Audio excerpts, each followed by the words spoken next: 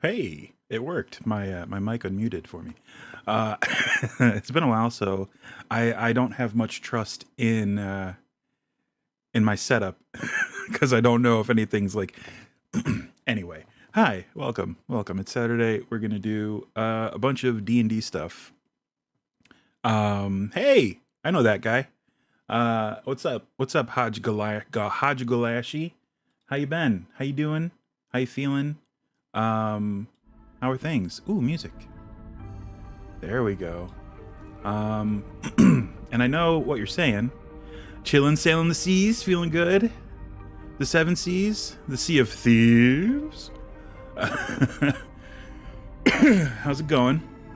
That's good. That's good. You may notice that our map looks very flat. That's because today, in a very special episode of whatever the fuck this is, we're gonna be building maps in Roll20, which I know many people, or at least a handful of people, have talked to me about Roll20, and they've said that it seems overwhelming once they get into it and they need to build maps and stuff.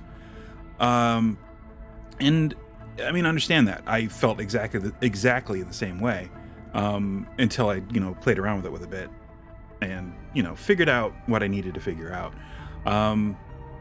And it's not that you need to really build your map drawing skills in Roll20. You really only need, I don't know, $25 and the knowledge of what tile sets to buy, and then the knowledge of how to build with those tile sets. That's really it. For really good looking maps.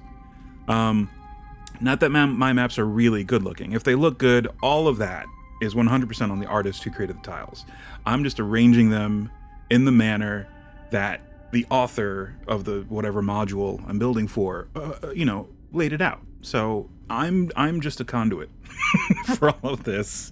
None of this is like any kind of artwork or drawing that I do in here it's just to make like this black inside here. I drew that, and that was using the polygonal line tool, which literally snaps to the grid. There's very little skill involved. Artistic skill involved in this. It's just finding the right tile set, learning how to build with that tile set, because they're all different. And I have one artist that I buy from almost exclusively for maps, and it's the same guy who did this. I can't remember his name. Gabriel Picard. I think it's Gabriel Picard. He has several different categories of tile sets that he has within, distributes within Roll20, or makes available for sale. But anyway, that being said, the map that we are building, this is just one battle map for part of an adventure, and that adventure is Stormcrow Tor, one of my favorites. I'm going to be running this at a local bottle shop this month.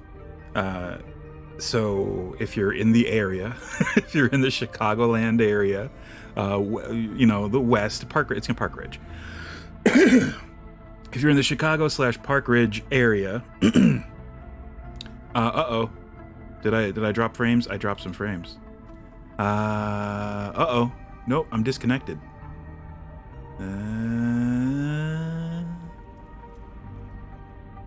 Okay, we're back, I think. I think we're back. Anyway, I'm going to be running this. Sorry, I'm very... Sorry, apologies. I'm going to be running this this month locally. So if you're in the area and you like D&D and you want to play, coming out to Beer on the Wall in Park Ridge. We'll be lurking. Had a bloody nose last night. Oh, so not a lot of sleep. Hey Sam, welcome. No problem. Hope you feel better. Appreciate the lurking. No problem. So this is the map as it appeared in the 4th edition article about this adventure, because this was in dungeon number 169 from August of 2009.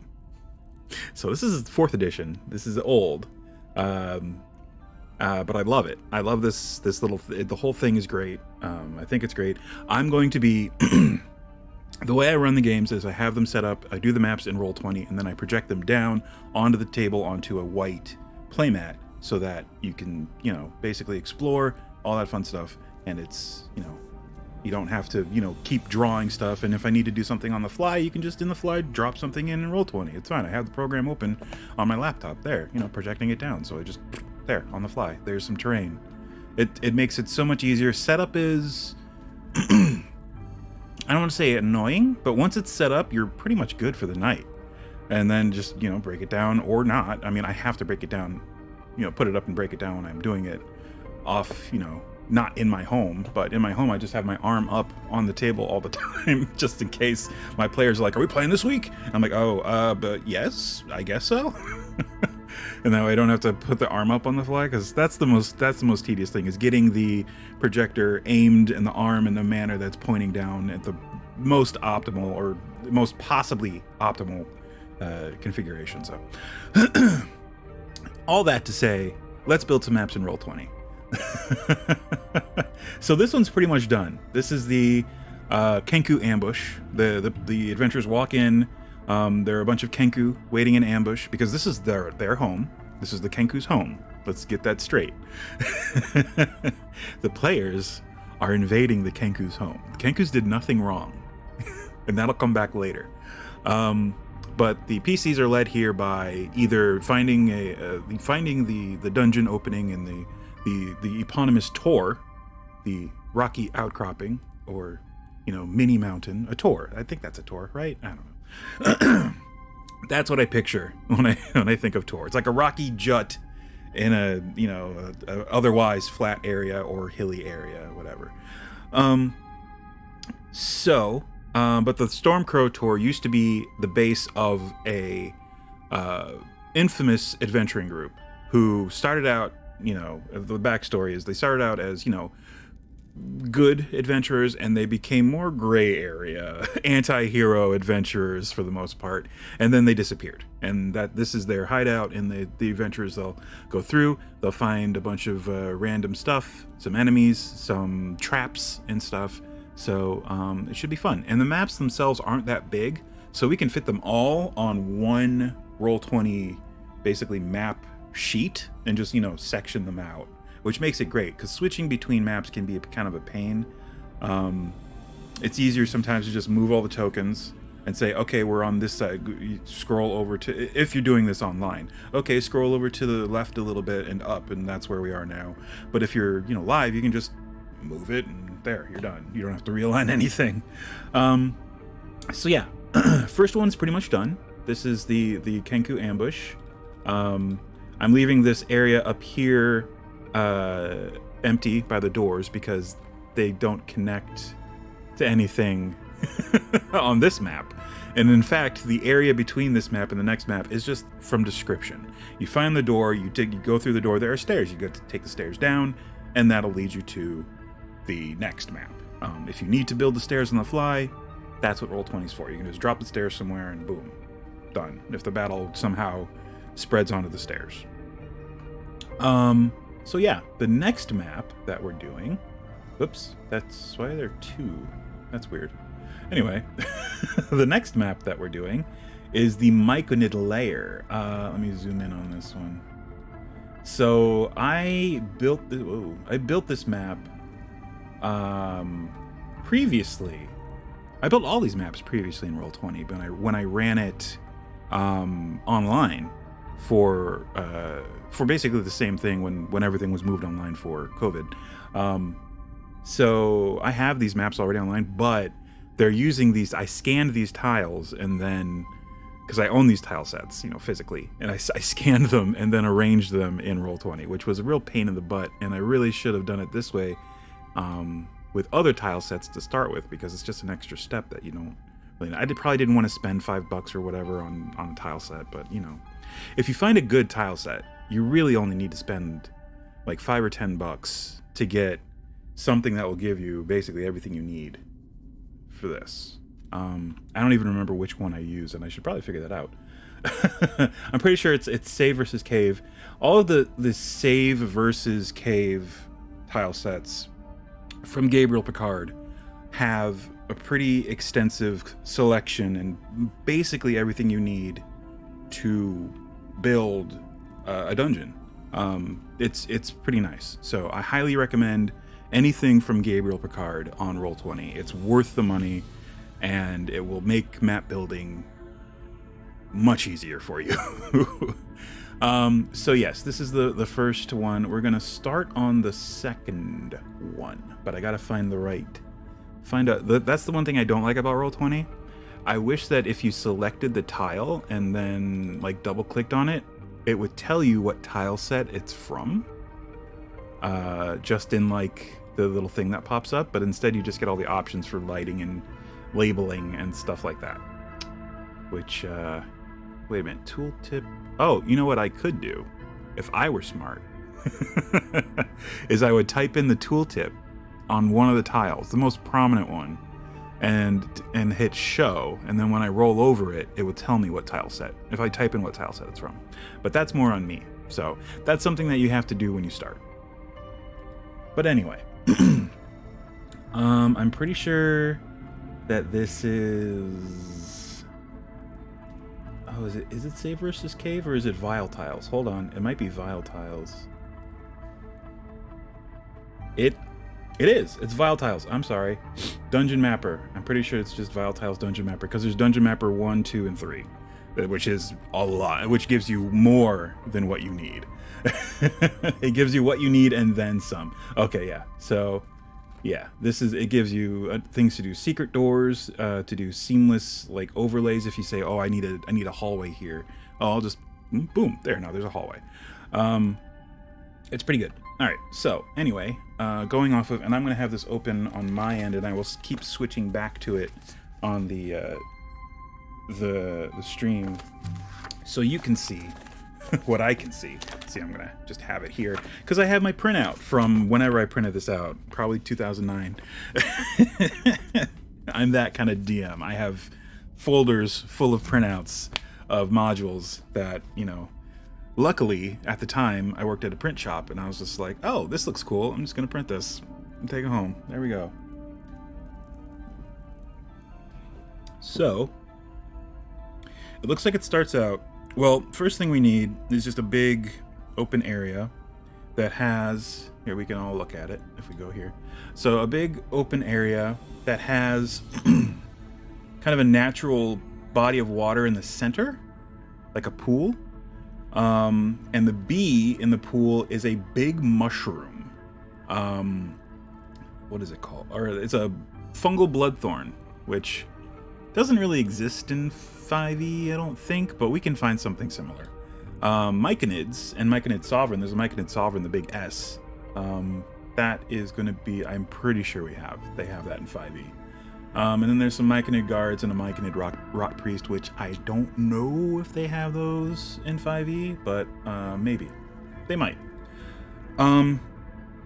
So, quite simply, all of this black area here is completely unnecessary. We just have to do the inside area here and somehow convey that there are alcoves in the walls. I'm pretty sure there are. Let me...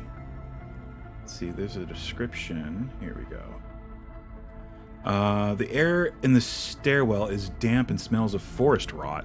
The steep stairs descend 20 feet at the end and end at a door. The door is covered in an uneven layer of slightly phosphorescent fungus.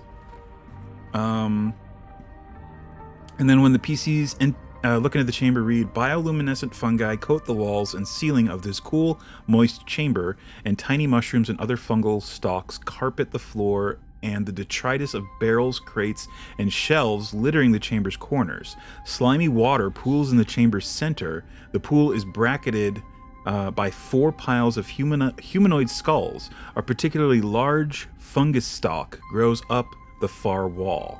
And that's the Myconid Sovereign. So it sounds like... Oh, the particularly large mushroom growing up the opposite wall has eyes. Okay, so that's the Myconid Sovereign. Central pool. The water in the pool is about 3.5 feet deep, serving as difficult terrain for medium creatures. Small creatures must swim. Water in the pool is tinged with virulent spores that act like poison. Any non-plant that enters or starts its turn in the water I guess just becomes poisoned, and then they have to make a save to become not poisoned at the end of their turn. That seems okay, right? Like, just you enter and boom, you're poisoned. And then afterward, as you're doing, why is my Steam acting weird? Sorry, hold on. Okay, no reason. It's just being weird. But yeah, once you enter, you become poisoned, and then at the end of your turns, you can roll a save to be not poisoned. Which I guess is fine, because then if you move into it at the start of your turn, you become poisoned, you have disadvantage on your attacks and stuff, and then at the end of your turn you can save. Hopefully you make it and you won't be poisoned anymore. So, that being said, we know that the central pool, it does not actually, you can't actually see the fungal bloodthorn, which is interesting. So where does that, is it just like hiding in the water? Let me see here. Okay, the water is only waist deep, which means medium creatures other than the bloodthorn are treated as difficult terrain. Right. Fight likely starts when the fungal bloodthorn surfaces from beneath the pool. It says it right at the start, dude. Appearing as a mass of fungal vines. Okay, it's under the water. So we can just put the pool of water. There's no need to put the fungal bloodthorn on the map. We can put it on the GM layer, which I'll show you, and reveal it like I have it here. Here, I'll show you. So under this rug is a pit trap that drops into the layer, into the room below, into the Myconid room. I have the pit tile on the GM layer. So when the PCs move up there, inevitably, carelessly, I will move, here, I'll put it to the back. Whoops, that was probably dumb. That's all right. I can get it back. There we go. Luckily, this is a small map with very few things stacked on top of each other. So if I put it on the GM layer, and then go to the GM layer and just scooch it aside and put that on the map layer, then that shows them, oh, there's a pit. And they fall through. Unfortunately, this one doesn't have it has a bottom on it. I would rather have it that it doesn't have a bottom, but whatever. It gets the point across. So move this back to the GM layer, go to the GM layer, grab the rug, put it back over here, and then right click, put it back on the map layer. Done. So yeah, it's a lot of back and forth. It's not as smooth as doing it in TaleSpire, for instance, but yeah, here we are. Until I can actually take a TaleSpire map with me, which I guess I would just need a good laptop. Not a Mac laptop, because TaleSpire's not on Mac yet, but a good laptop, and then I can just project it on the wall and just, have drop the minis in, and then I don't have to do any kind of any of this. I can just run it in Roll20, moving the players' tokens as they say live, and that would be fun. I'd like to do that eventually, but that requires me getting a good PC laptop. Like, I don't know, Alienware or something. And I'd have to, I wouldn't have to buy TaleSpire again. I would just have to install it, right? Because I already own it. Yeah, anyway, let's find a place to start this. How big is this going to be? I'm going to leave room on these weird black spots here. So 1, 2, 3, 4, 5, 6, 7, 8, 9, 10, 11, 12, 13, 14, 15, 16 by, sure, 1, 2, 3, 4, 5, 6, 7, 8, 9, 10, 11, 12. 16 by 12. Oops. So I think we definitely have enough room over here. Let's go ahead and do the stairs first. And for that we can just do, I don't know, stairs are weird.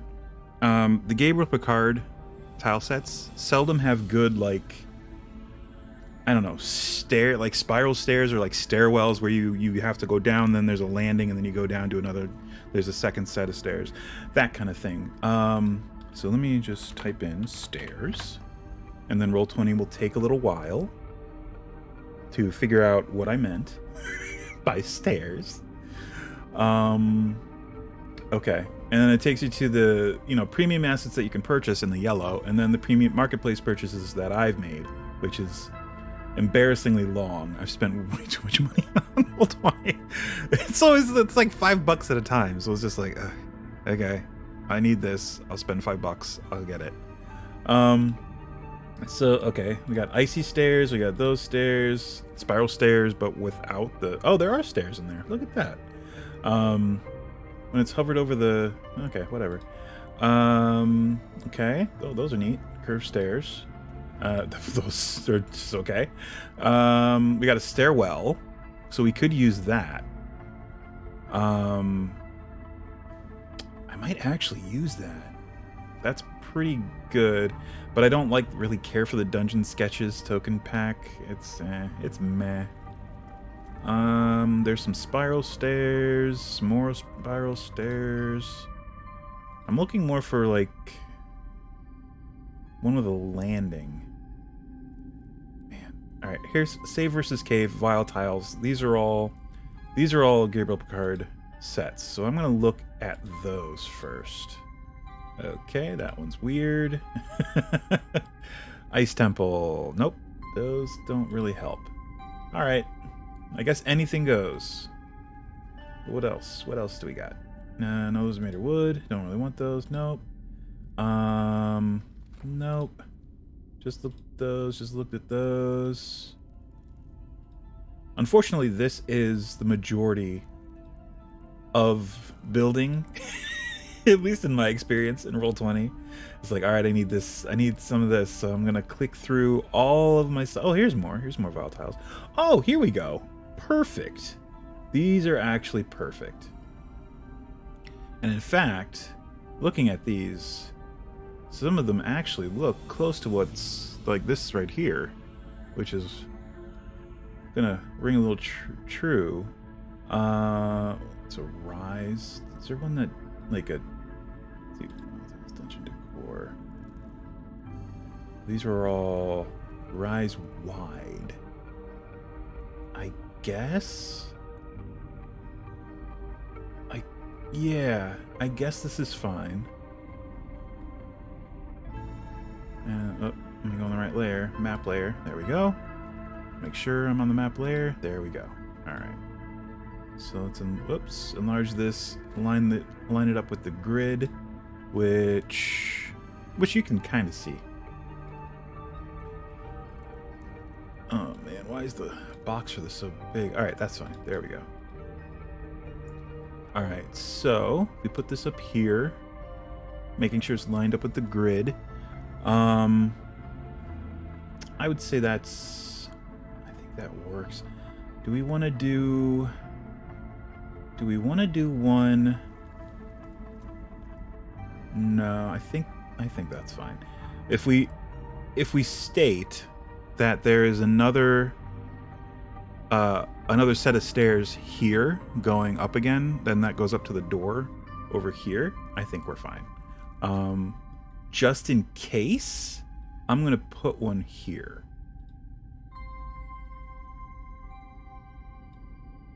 There. So now, so like this is, oh, actually, hold on. Advanced, flip. There we go. This is like that. More or less. So yeah, see, you go through this door, you go here, you go down to the landing, around, and then down to this door. So I'm just gonna put this over here, so that we have it in case the combat moves onto the stairs. Cool. What I also need under this is flooring. So we're just gonna close our search and go back to what we had, which I think stays open. Yes, it stays open for you, which is very nice. Excuse me. Okay. So these are a bunch of rise floor tiles. We just want the regular floor tiles. Where are those? Oh, okay. We got floor tiles, but they have walls on them. We don't want that. Did we skip past them? That's another thing with the tile sets. They're seldom organized in... I mean, Gabriel's are pretty organized. Stuff tends to be near each other. Like, all of the wall sections are near each other. All of the rises are near each other. The columns are all near each other. But... I know... Oh, wait. No. For a second, I think there is actually a view... Is there a view change where I can change the view from list to thumbnail? No, there isn't. I don't think there is. All right. Well, I am a DM. Looking for friends. Coty Pharaoh Gaming. Yeah, hey, COTY Pharaoh Gaming. Welcome. Yes, I am a GM. I run many games.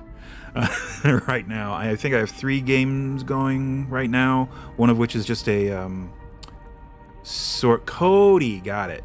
One of which is just a like a one shot, like a standing one shot once a month at a bar it's a bottle shop / bar / cafe. It's weird, but I run it there. Sell tickets. They sell tickets for it, I show up and run it if people show up and bought tickets. If not, I don't have to go. And I have a home game that I just wrapped up a campaign that was 12 years I've been running, and we're starting a new one next Friday. And I have a paid game that I run weekly for a group, and that one's fun because that one lets me flesh out my homebrew campaign setting, which is pulled from Forgotten Realms and other random stuff. It's just cobbled together. It's basically the Nentir Vale from 4th edition and fleshed out. So you have the Nentir Vale with Fall Crest and all that stuff from 4th edition, and then I just stacked stuff on it when I needed to. I want in the 12-year one is that one pay to play.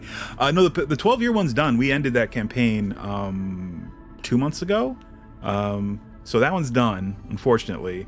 But we're starting a new campaign. In for the long haul. I just can't pay to play it. Oh no, it's cool. I mean, the pay to play one, that's a private game. And the home game, that's not pay to play. That's in person. That one's not online. And then there's the one that's in person at the bottle shop, which is local. So if you're in the Chicago area, I think I dropped frames. I think I'm disconnected. Oh no. Frickin' internet. Well, hopefully this reconnects. Oh, what is going on? Hey, let me close this. Hopefully that helps. No notifications, please. Am I still disconnected?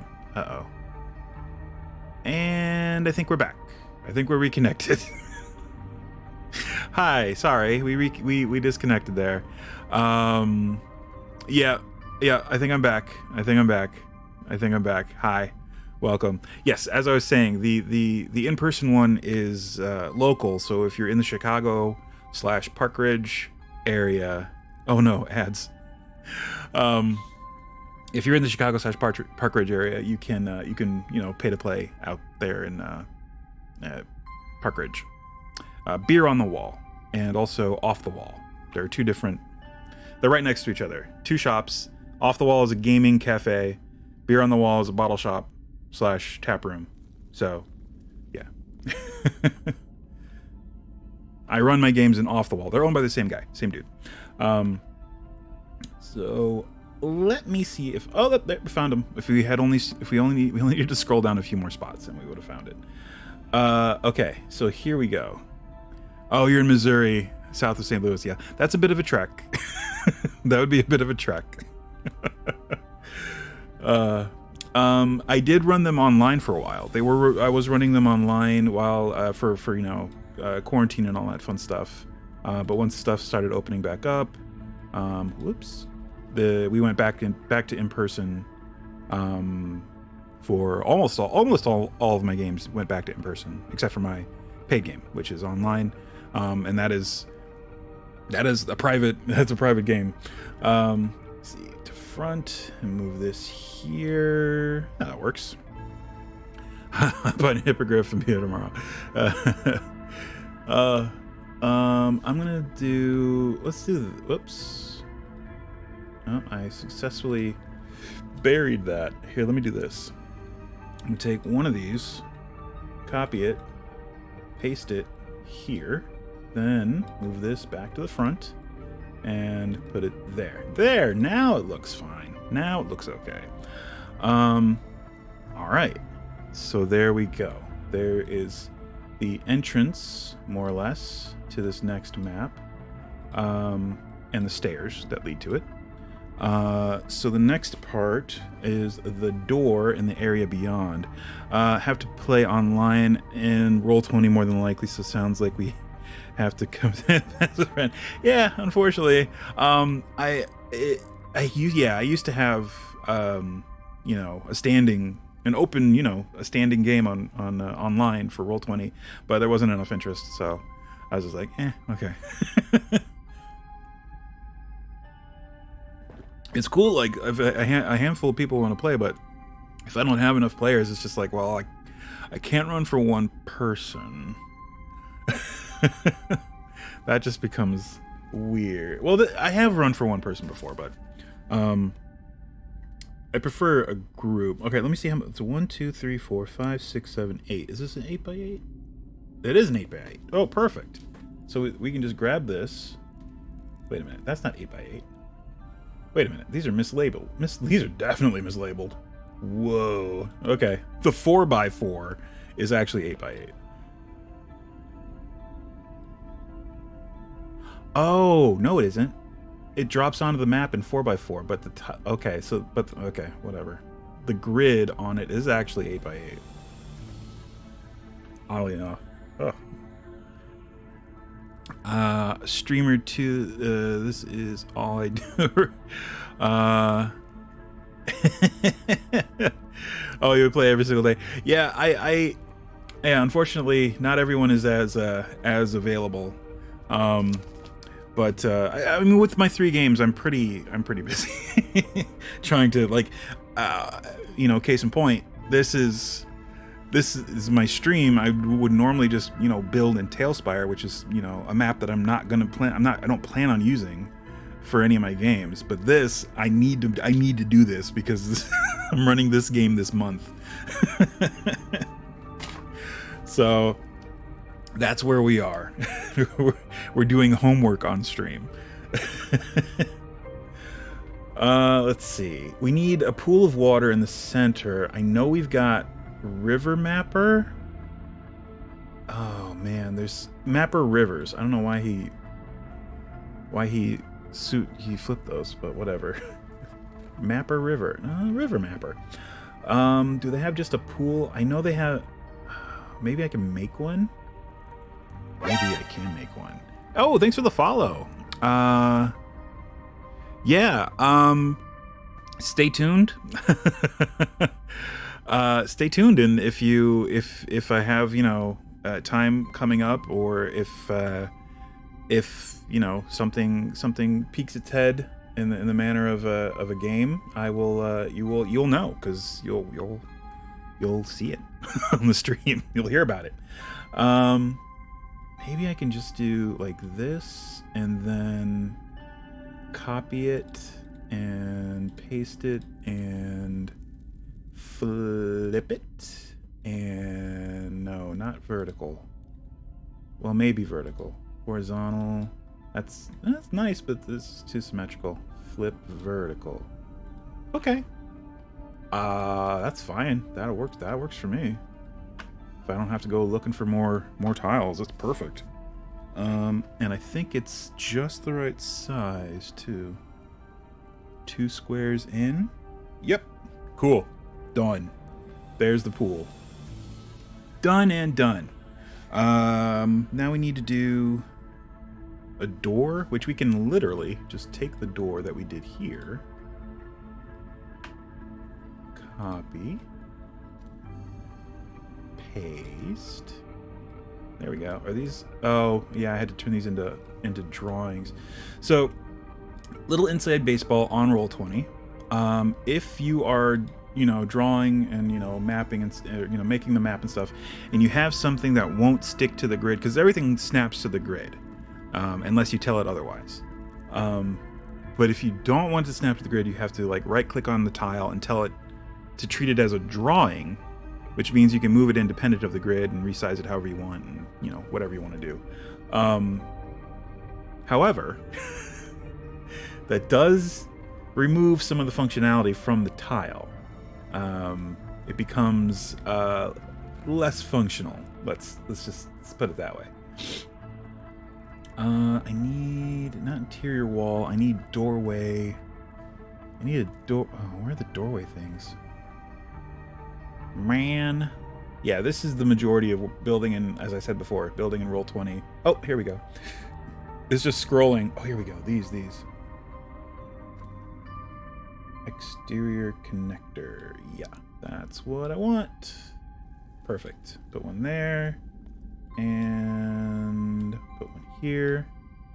And then we can put the door. Let's move this back to the front. Put a door here. Move this back to the front. Put a door there. Perfect. All right. So another thing we're gonna need, and I don't know, I don't know how we're gonna do this, because that's only 1 square. I guess we're just gonna put down the walls. It's the easiest way to do this. Yeah. Okay. So if I keep scrolling down, we'll come to the floor tiles. We need a 2x2, which we'll put there. Copy, paste, right there. We also need a wall of burial alcoves, I guess. That's what you want to call it. Along here, where the Myconid Sovereign is going to be. I think we can fudge that somehow. Let me see. Let us see here. So we can just build. I think the easiest way to do this is just do walls. Yeah. I'm not gonna bother trying to use the fancy pieces like this, because if you use a corner piece like this for instance, and if I were to try and do it, oops, whoa, that resized weird. Yep. There. If I were to do this here, then we have a problem, because the opposite side over here is going to come down, and if I use the same kind of tile over there, they're going to overlap in a not flattering way. I mean, you can kind of get away with it, but the way this kind of overlaps the wall, I don't care for it, and it makes it look kind of fuzzy and kind of bad. Yeah, so the way around that, because once you put down the dynamic lighting barriers, the players aren't even going to see this thing along the outside. They're not even going to see that. This is purely what you're going to see. The reason I did it for here is because it really didn't matter. It wasn't going to really ruin anything. You can see a little bit of overlap here, but it's not that big a deal. So for this instance, we're going to be using the wall sections that Gabriel was so gracious in including in this tile kit, So, for instance, for this corner up here, you just drop that in, and that's one thing I hate about Roll20, is that it's not very responsive when you try to click on a tile. It's like, click it and reset, no, and reset, no, and resize, nope, almost, resize it. It falls into that, you end up doing that a lot. And I think I have to actually increase these a little bit so that they line up with what we're doing. There we go. That is another thing that you may end up having to do in Roll20. I'm going to try to get this done with enough time today that we can move on to some world building in our second hour, and then possibly some actual TaleSpire in our third hour, and then we're gonna call it. We'll try to get that. So let's, without further ado, move along. Yeah, see how we just kind of need to just connect these corner pieces. That's more or less what we're going to be doing. And when these overlap, it's not a big deal. You can see the shadows kind of double up, but meh, it's not a big deal. it's really not. So now this one, there we go, there. Well, maybe we, no. I end up enlarging these to fit, because with the dynamic lighting barriers, if they're as small as they are like this, once you put the barrier down, unless you use the smallest one, it's gonna completely block the wall. Like, you won't even see this. The players won't even see that. And the problem with the smallest, thinnest barrier for the dynamic lighting is that it's very hard to grab. So there's a tip for you. Paste, boom. Paste, boom. Paste, boom. Whoops. Paste, boom. And paste, boom. Now, for these sections over here, I'd like to find something. Isn't there a Necropolis mapper? Vile tiles. Necropolis. It must be down here. It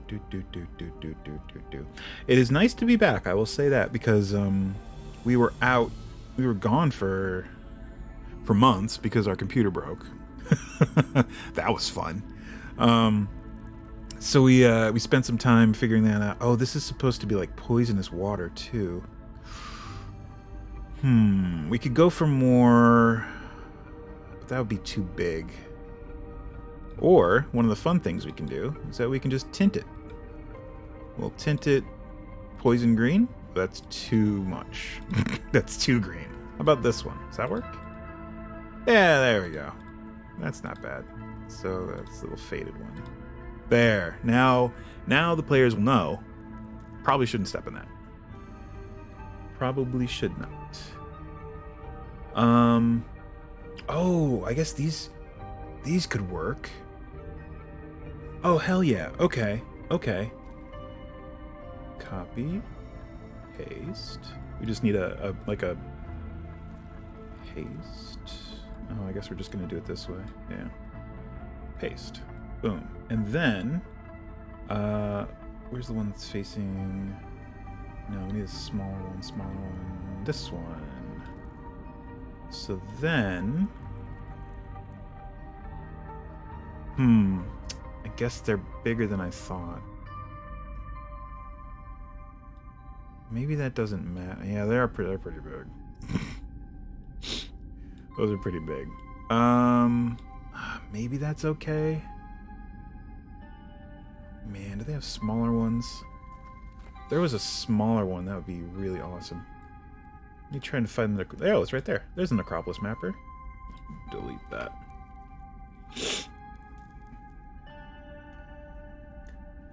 Hey, Amorphous Trousers! What's up? Welcome. Welcome back. Good to see you. We're building in Roll20 for a change.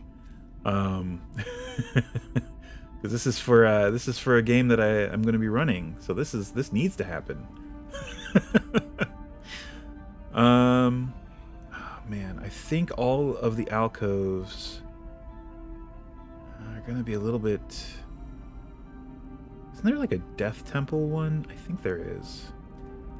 And I think that one actually, you know what? Now that I think of it, that might be the one we need.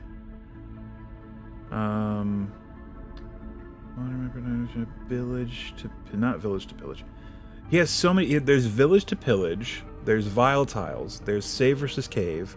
There's quick encounters, and there's one other category that he makes maps for, I guess, his own categories. This Mr. Picard, Mr. Gabriel Picard. Let's see here. Dungeon mapper. Yeah, we got that. We're in that. Oh wait, what are these? Yeah, those are 2x2. Those are too big. I know there's one because I built a big ass map with them. And they had a bunch of alcoves, like little hallways with alcoves. Ruin builder, Naga lava, gothic decor, no. Damage. Death temple dungeon mapper, there it is. Found it. Alright. Yeah. Oh, there are the alcoves. Alright, let's see if they have any that we can actually use. And this probably will be a slight color variation, but you know what? I really don't care.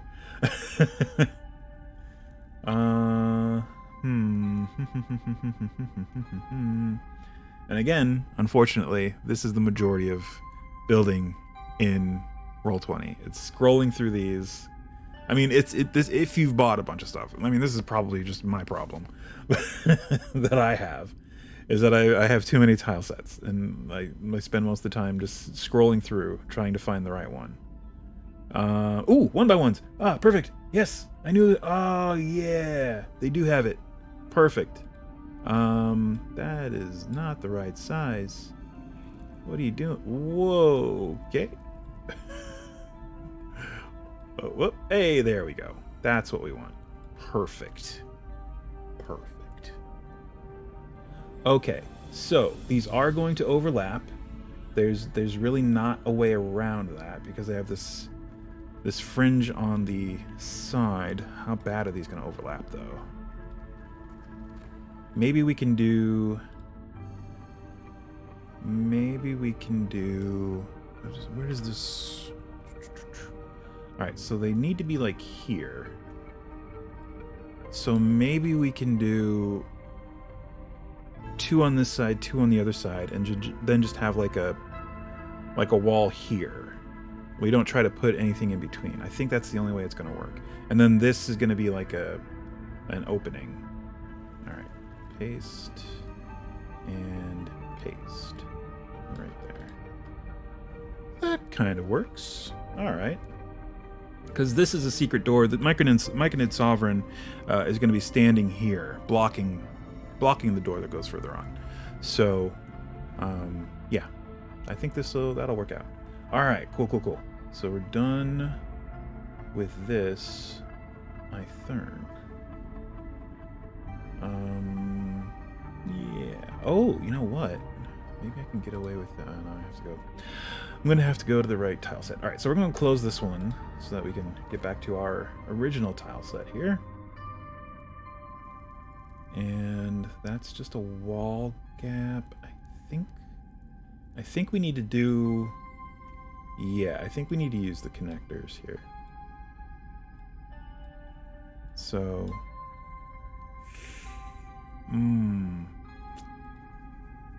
Does that work? I guess so. I think these are going to have to be on top though. Move to front. Yeah, that's the only way it's going to work.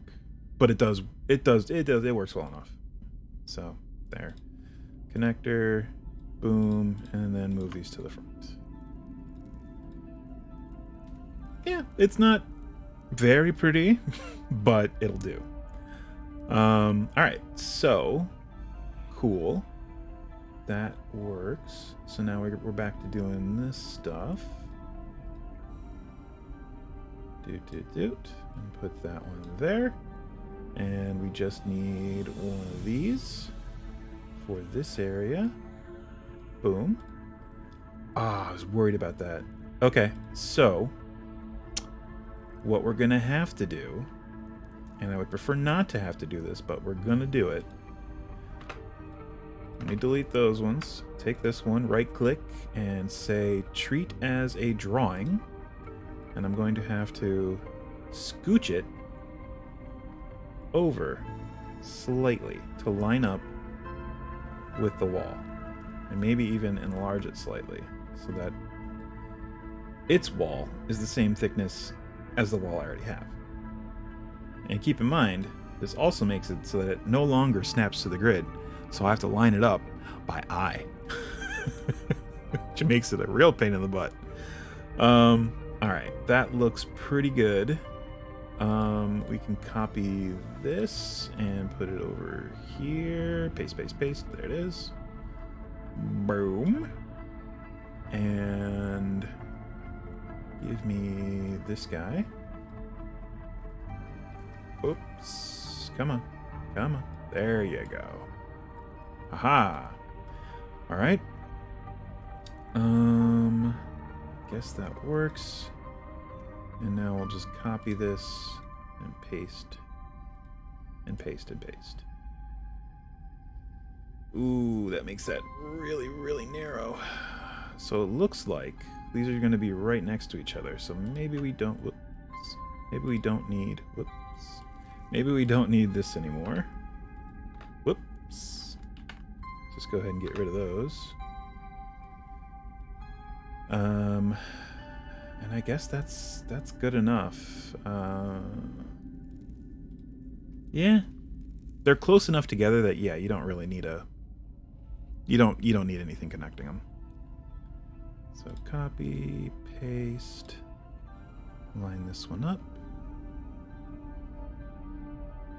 as much as I can. There we go. And paste. Not quite that. There we go. Trying to line it up with the grid. That will do, I think. These are actually a little too high.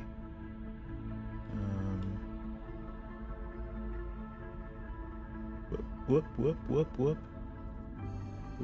Aha. Okay, cool. That'll work, I guess. And then let me just copy that and paste and move to the back. Put it there, and I think I'm gonna have to do this too. Let's copy, paste, put that there.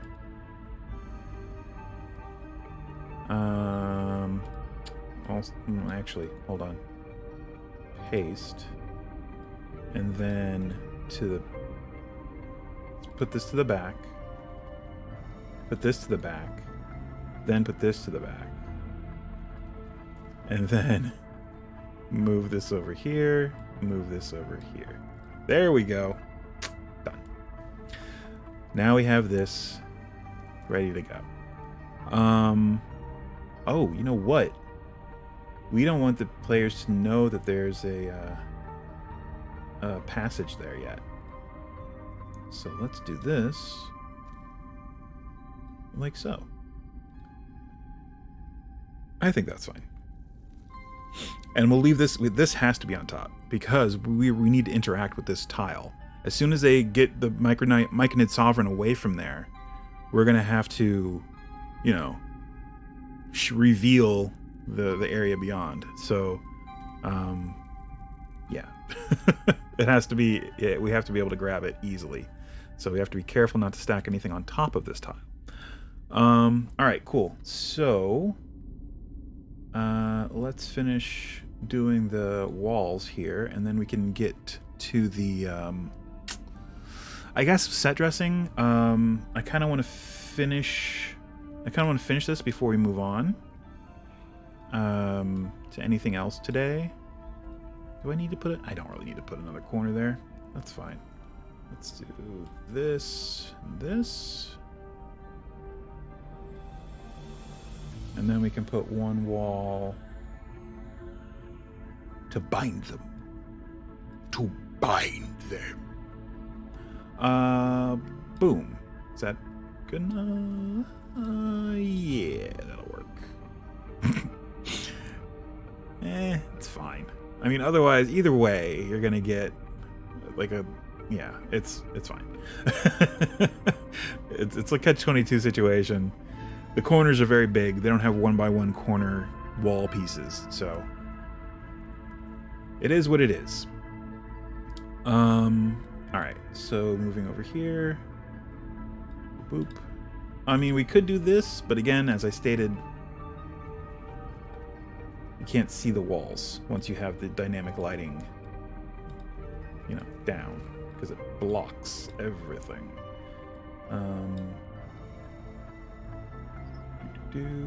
Boom. Boom jams. There you go. That's that. Yeah, I got 2 spaces there, a little bit extra space on this side. You have the alcoves.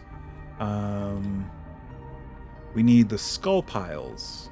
Skull piles. All right, so back up to the search bar. Yeah, I guess we search everything. Skulls. Plural. Plural. Okay. That could work. That's a good one. Neither of those. No, those are altars. Those are desks with skulls on them. That could work. Rock pile. Skulls 3. That's the only one. Alright, there are a couple good ones that I have. Nope, that wasn't one of them. So either, I'd say this one. This one's pretty good. Yeah, we'll just keep it simple. Skulls. Whoa, that's too big. Skulls. Those are very big skulls. For a 1x1. What kind of skulls are they? They're giant skulls. How about this? Yeah, that's pretty big too, but...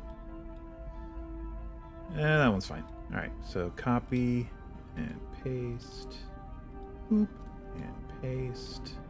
Boop and paste. Probably rotate. Whoa. Rotate. No, come on. That's another thing I don't like about working in Roll20. To rotate a tile, you have to grab this little handle, and sometimes it's not as cooperative as you want it to be. There we go. Let's go ahead and rotate that one like that. There we go. Okay, we have the skull piles. There's a bunch of fungus in here too. So, like a bunch, like a lot. So mushrooms. I do have the big one. Here's some more. Here's a bunch more. Ooh, I like these. So we can just kind of put a smattering of these around. I know I had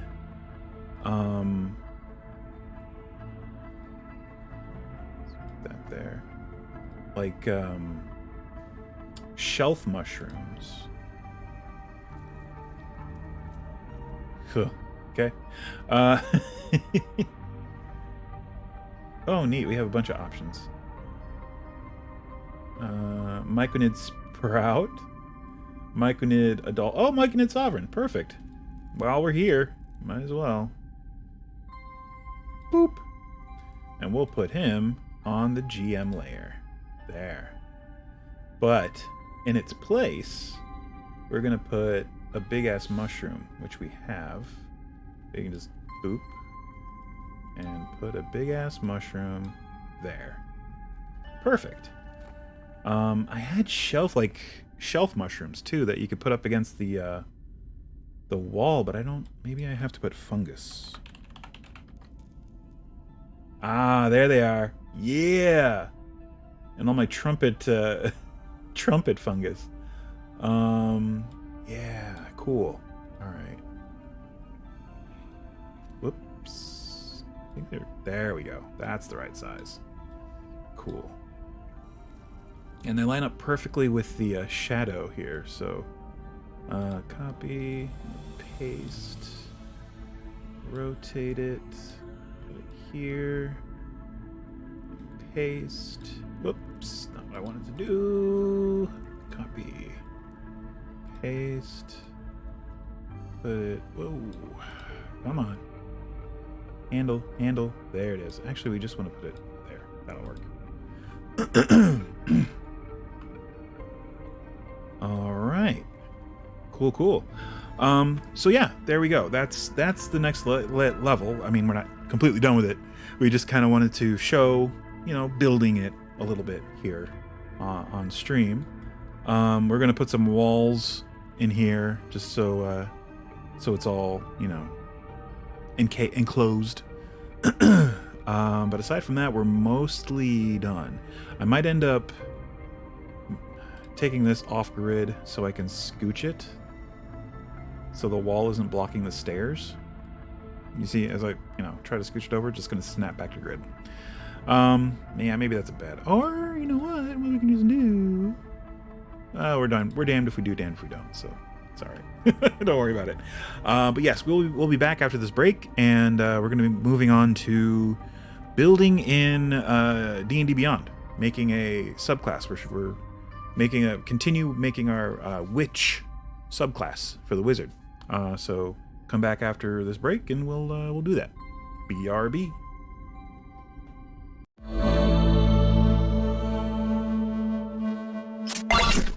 Hi, we're back. So this is my, let me get the music back up and rolling. There we go. Cool. So this is the subclass I've been working on for the wizard, the witch. Very straightforward name. It's just a witch. So the witch is basically, I wanted it to be good at two things: brewing potions and having a familiar. That's basically the witch.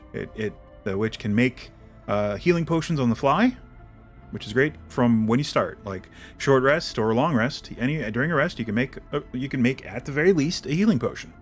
I mean, there are a selection of potions, common potions. You can make any one common potion, starting at your first level of being a witch, which is at second level, basically. You start out as a wizard, then at second level you're like, or you're basically a witch to start, but at second level, that's when things start to kick in. You get a familiar, and you can brew a potion. Yes. Oh, you know what? I didn't even think of that. That's right. Sorry. So you have the encoded cauldron, which lets you brew summon. Basically, you basically trade in your spell book for your cauldron. You basically transcribe all of your spells onto your cauldron, so that functions like your spell book from now on. You get all your spells from your cauldron. You get the Find Familiar spell, and you can cast it without spending a spell slot or material components. You just use your cauldron, you summon a familiar, and you can choose from Imp, Tressum, Quasit, or Sprite, or the other ones that are in the actual listing for the spell Find Familiar, which are the basic ones, the basic familiars. I'm going to get rid of you can use your cauldron as a spellcasting focus, because it seems it's not really baked into the game at all. I mean, when are you going to come across a neat cauldron to use as a, it doesn't give you any bonus or anything for using it as your focus. It's just flavor, which honestly it feels like extra, and you don't need it. When you cast a wizard spell with a spell slot, you can temporarily replace its damage type with a type that appears in another spell on your cauldron. I'm probably going to get rid of that too. That was left over from the base class that I pulled this from, which was Scribe. So yeah, I don't think that's really necessary. When you cast a wizard spell as a ritual, you can use the spell's normal casting time rather than adding 10 minutes to it Once you use this benefit, you can't do so again until you finish the long rest. I do like that one. That one I think I want to keep. So yeah, let's go into edit mode here. And there are a couple other things I want to change on here. Like I added a couple spells to their list. Cure Wounds, Green Flame Blade, Mass Cure Wounds, Produce Flame, Shillelagh. I'm gonna go ahead and some of them I really like, but I added because I was intending to basically require the witch to need to know a spell in order to make a certain potion. But I don't think that's gonna be a thing. You just need to know. You just basically need to have had the potion before, or have a version of the potion on your person, and you can make it. It's that simple. It makes it that. So, oh, we found a bunch of stuff. There's a couple potions here. Oh, any common ones? I need to see if there's any ones I don't have. That kind of thing. Then that makes finding treasure more exciting for the witch. It's like, ooh, potions. Which ones? What do you got? I need recipes. I need to, backward engineer this potion I found so I can copy it. That kind of thing. So we're gonna get rid of Cure Wounds. We're gonna get rid of Mass Cure Wounds. That was gonna be like prerequisite. You need to know Cure Wounds to make a healing potion. Which honestly, nah. Nah. Don't it just makes it too much of a pain in the ass. Because I don't want to add spells. I want to make this I don't want to make this like a broken wizard. Like if we make it a wizard and you just give it spells that a wizard doesn't normally have access to, then it could feel OP. It could feel bad. Now these are weird. These are cantrips. These I think I'm okay with. All three of these are cantrips. Green Flame Blade, Produce Flame, and Shillelagh. All cantrips. I'm fine with that. The wizard already has access to a bunch of cantrips. If you have access to a handful more, what's the thing? And there are feats that give you, access to other, cantrips and stuff. But these feel very witch. Like Green Flame Blade, yeah, that's very witch-like. A witch with a knife, a ritualistic knife, that's cool. Or a witch with a staff. Shillelagh, there you go. Or, Produce Flame. What did the Wicked Witch of the West do? She conjured a ball of flame and flung it at the scarecrow. Perfect. There you go. Produce Flame. That's on flavor. All right, so those I'm going to keep. Everything else is fine. That's fine. I'm going to hit Save Changes. Cool. And now we go into this stuff. Or, wait a minute. Wait, where's all my... Oh, I see. All right. Okay, so potent potables. I'm going... Oh, actually, no, we wanted to go into... Encoded Cauldron. Yeah, that was the first one. So let's edit this. Okay, so we don't want the using spellcasting. Yeah, it doesn't need to be... That doesn't need to be there. Cool. The admixture, I don't know, that's kind of neat. Maybe we keep that.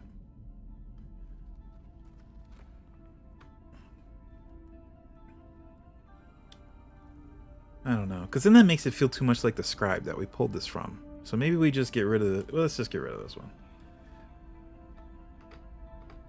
So, okay, so you can still... Here, let me... Well, carrying your cauldron, you... Let's see here. Cauldron. Boom. Haha.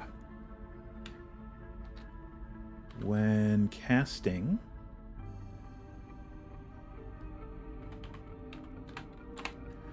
While you are carrying your cauldron, when casting a wizard spell as a ritual, you can use the spell's normal casting time rather than adding 10 minutes to it. Once you use this benefit, you can't do so again until you finish a long rest. Cool. Yeah, we don't even need the bullet points. It's just, boom, you get that. Done. If necessary, you can replace the cauldron over the course of a short rest by using a special ritual. At the end of the ritual, your cauldron is replaced along with all its spells. If it's possessive, There we go. All its spells, if the previous cauldron still existed somewhere, all the spells vanish from its surface. So it's still a cauldron, but it's just a cauldron. Not your spellcasting, spellbook cauldron thing. Okay, cool. Okay, so we can actually go ahead and edit this. Oh my gosh. Okay. And do that when casting.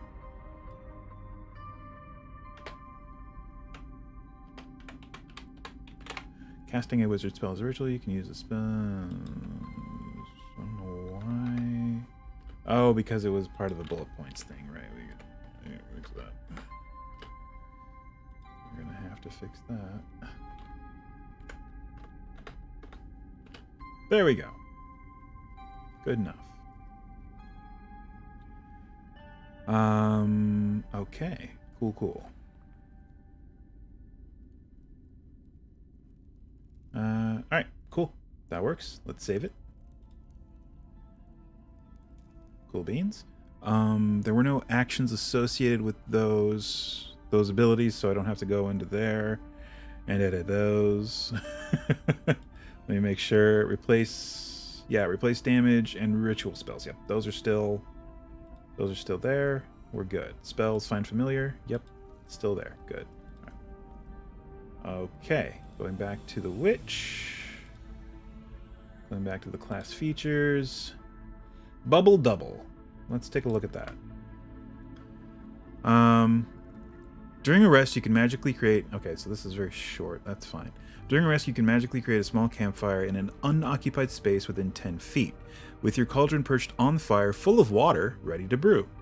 The campfire and cauldron act as fully functional alchemist supplies for the purposes of mundane crafting. Anyone may use your cauldron as alchemist supplies this way. You are considered proficient with your cauldron when using it as alchemist supplies. During a rest, you may use your cauldron to brew a number of common potions equal to your proficiency modifier, provided you know the requisite spell. Okay, here we go. Provided you have encountered the potion previously. We're just going to make it that. That's going to be raw, but if you want to homebrew it in your own thing that you need ingredients, you need, to know a spell or anything like that, fine. We're just going to assume that the players and the GM are going to work this out the way they want, but raw, we're going to have it. You need to have encountered the potion or have one of these potions on your person or have come across it. Provided you have encountered the what's the word I'm looking for? Have encountered the potion you want to brew previously.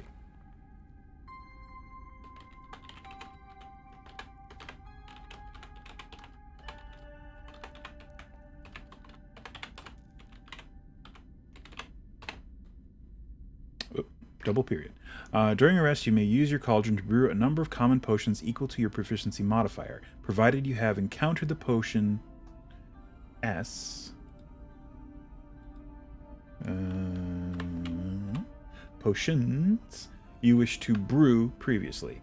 Would that be parenthetical or a slash? Oh, it's a slash for now. I'll do parenthetical. Changed my mind immediately. There you go. Potions you wish to brew previously. These potions must be used within 24 hours, after which they lose their magic. Period. No weird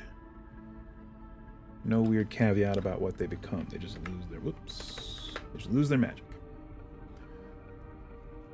I gotta change it here. I hate it.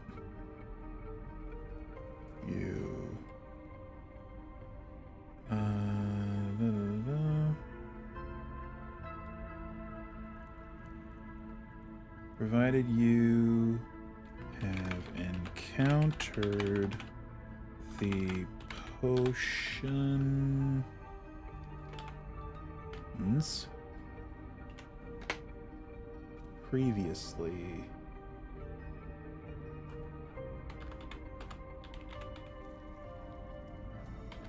Oh, potion you. Do I need a comma there? No. Potions you wish to brew previously. So I don't really need a comma there, do I? No.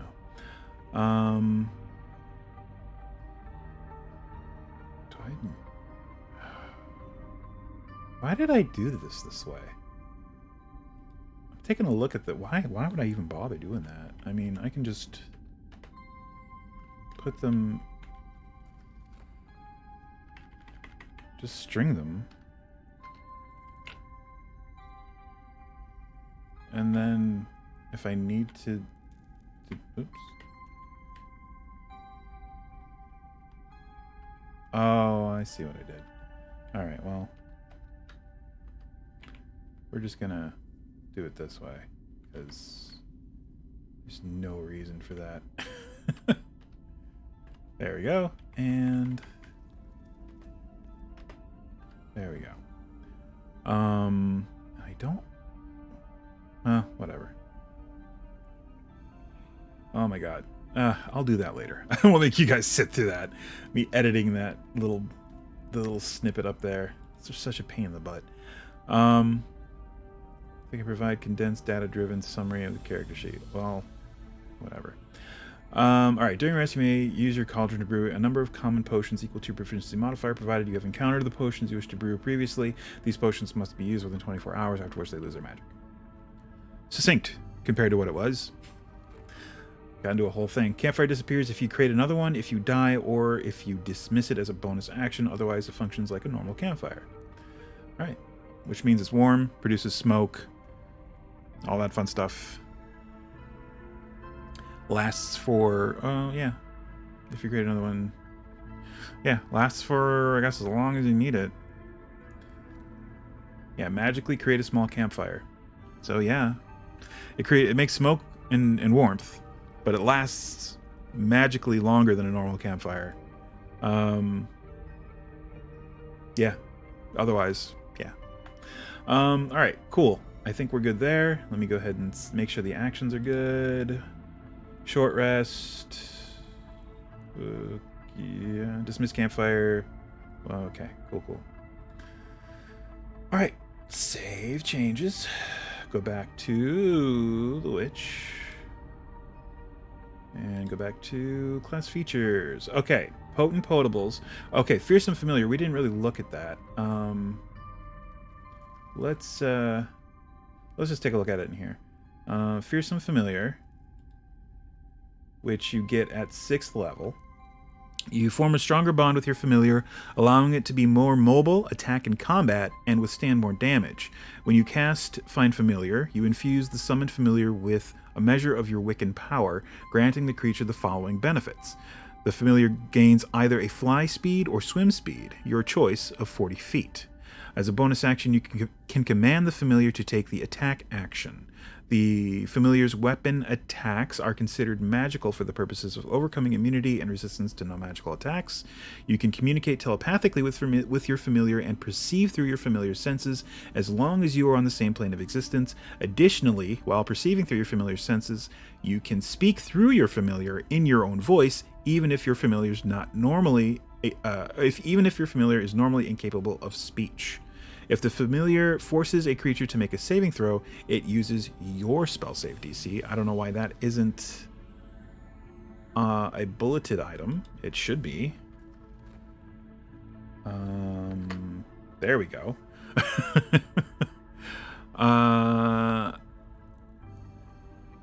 When the familiar takes damage, you can use your reaction to grant it resistance against that damage. Cool.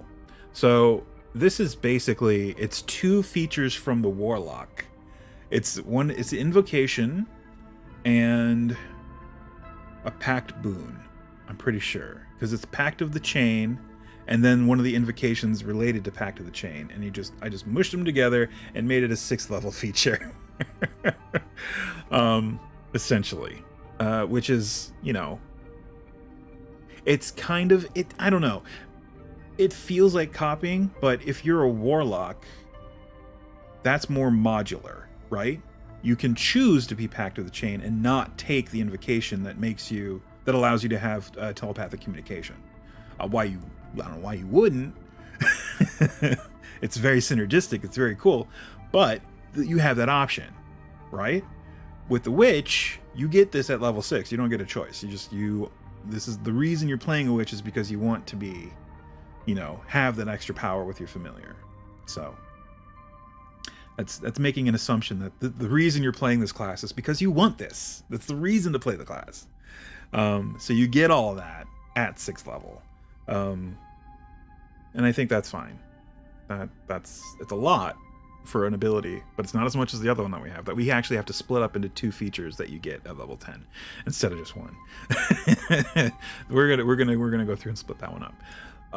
So yeah, this one's otherwise fine. I think it's fine. This is just that little bullet point thing, and I think I'm going to change all the snippets to this kind of thing. You unlock the otherworldly power of your familiar.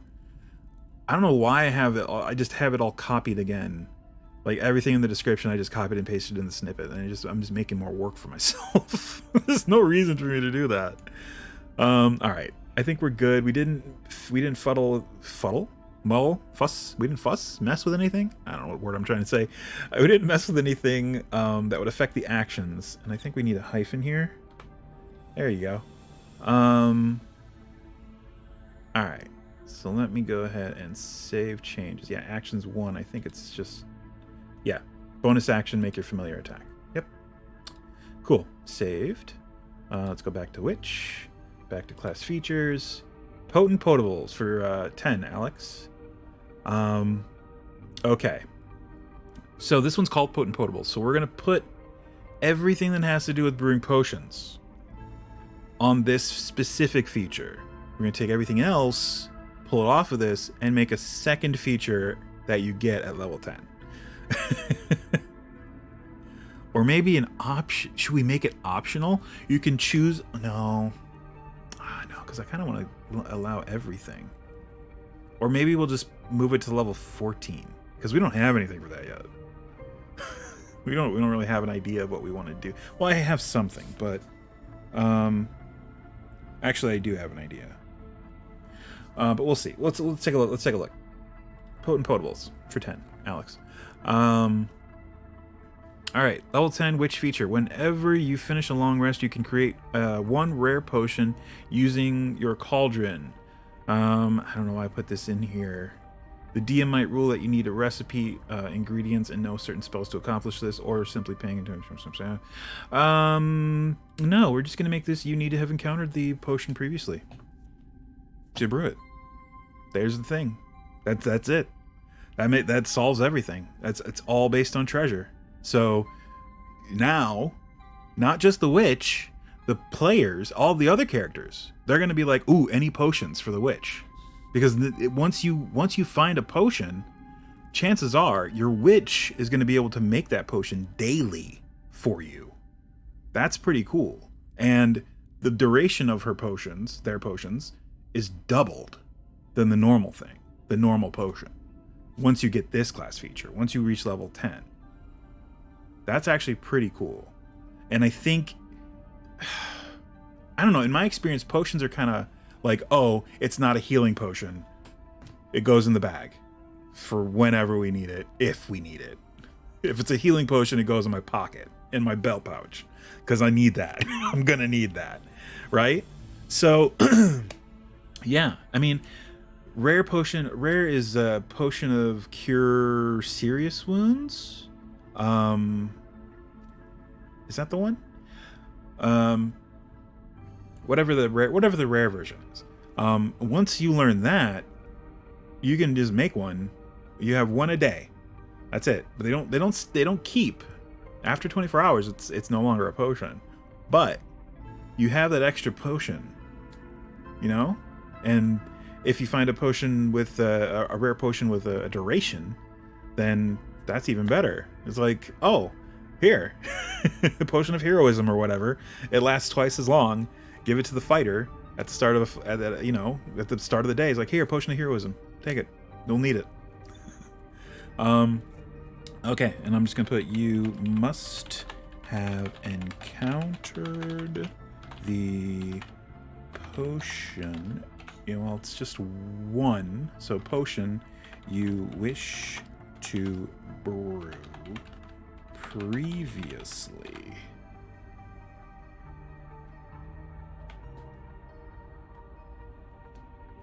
Makes it much simpler. You know, instead of, oh, I need to, you know, forage for this and that and the other. No. You know how to make it as long as you've had it before. It's like, if you, oh, I drank a healing potion. Oh, I get an idea what that is. I know what's in that. Right? Okay. And yeah, this potion loses its magic after 24 hours. Great. Okay. Here we go. This is where we get a little weird. The Leomund's tiny hut thing. Yes, this whole thing I'm putting in a separate class feature.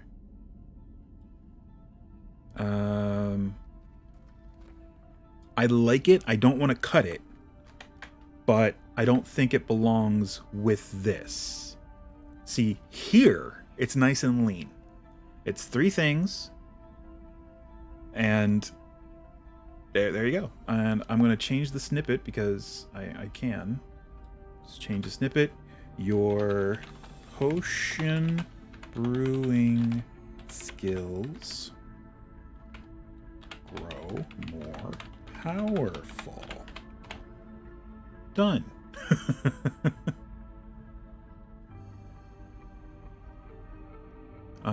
Or potent, as it were. Okay.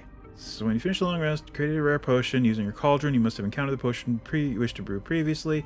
This potion loses its magic after 24 hours. Additionally, during a rest, I think that's redundant.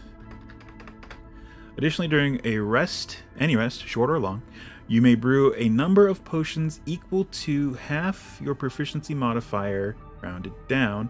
Maybe I should specify long rest. Because you can take any number of short rests in a day. But long rests, yeah. Yeah, this for 24 hours. You may only have a number of potions equal to your proficiency modifier. Uncommon potions equal to your proficiency modifier. Half of your proficiency modifier. Brewed at any time. I should probably put that caveat. This is easy because it's just one. After 24 hours, you must have counted previously. You may only have one potion of this type brewed at a time. Of this rarity, brewed at a time. You may only have one rare potion brewed at a time.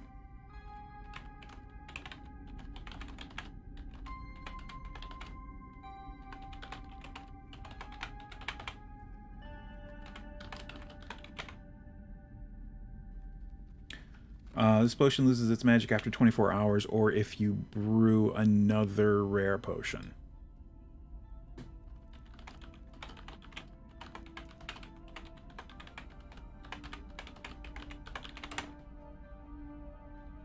Okay.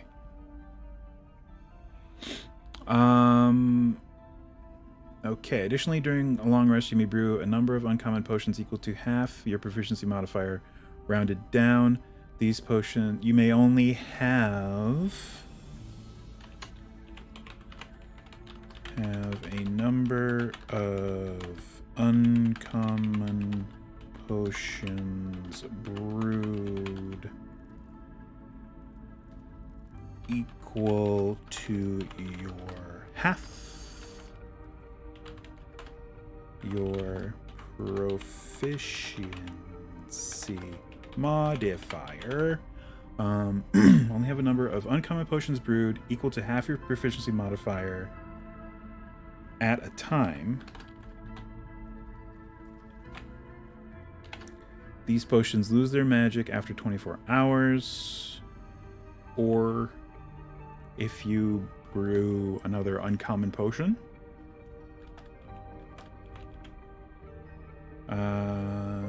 Yeah, no. You just can't, right? With the rare one, it's just one. So if you make another one, the other one loses its ability. And there's the chance that that would happen. With the uncommon ones, you just can't make more, right? You can try, but it just doesn't produce a potion, essentially. And I think that that sort of caveat kind of encapsulates that. You may only have a number of uncommon potions brewed equal to half a proficiency modifier at a time. So there you go. I have 2. My proficiency mod is 4. I brewed 2. I tried to brew another one. It didn't work.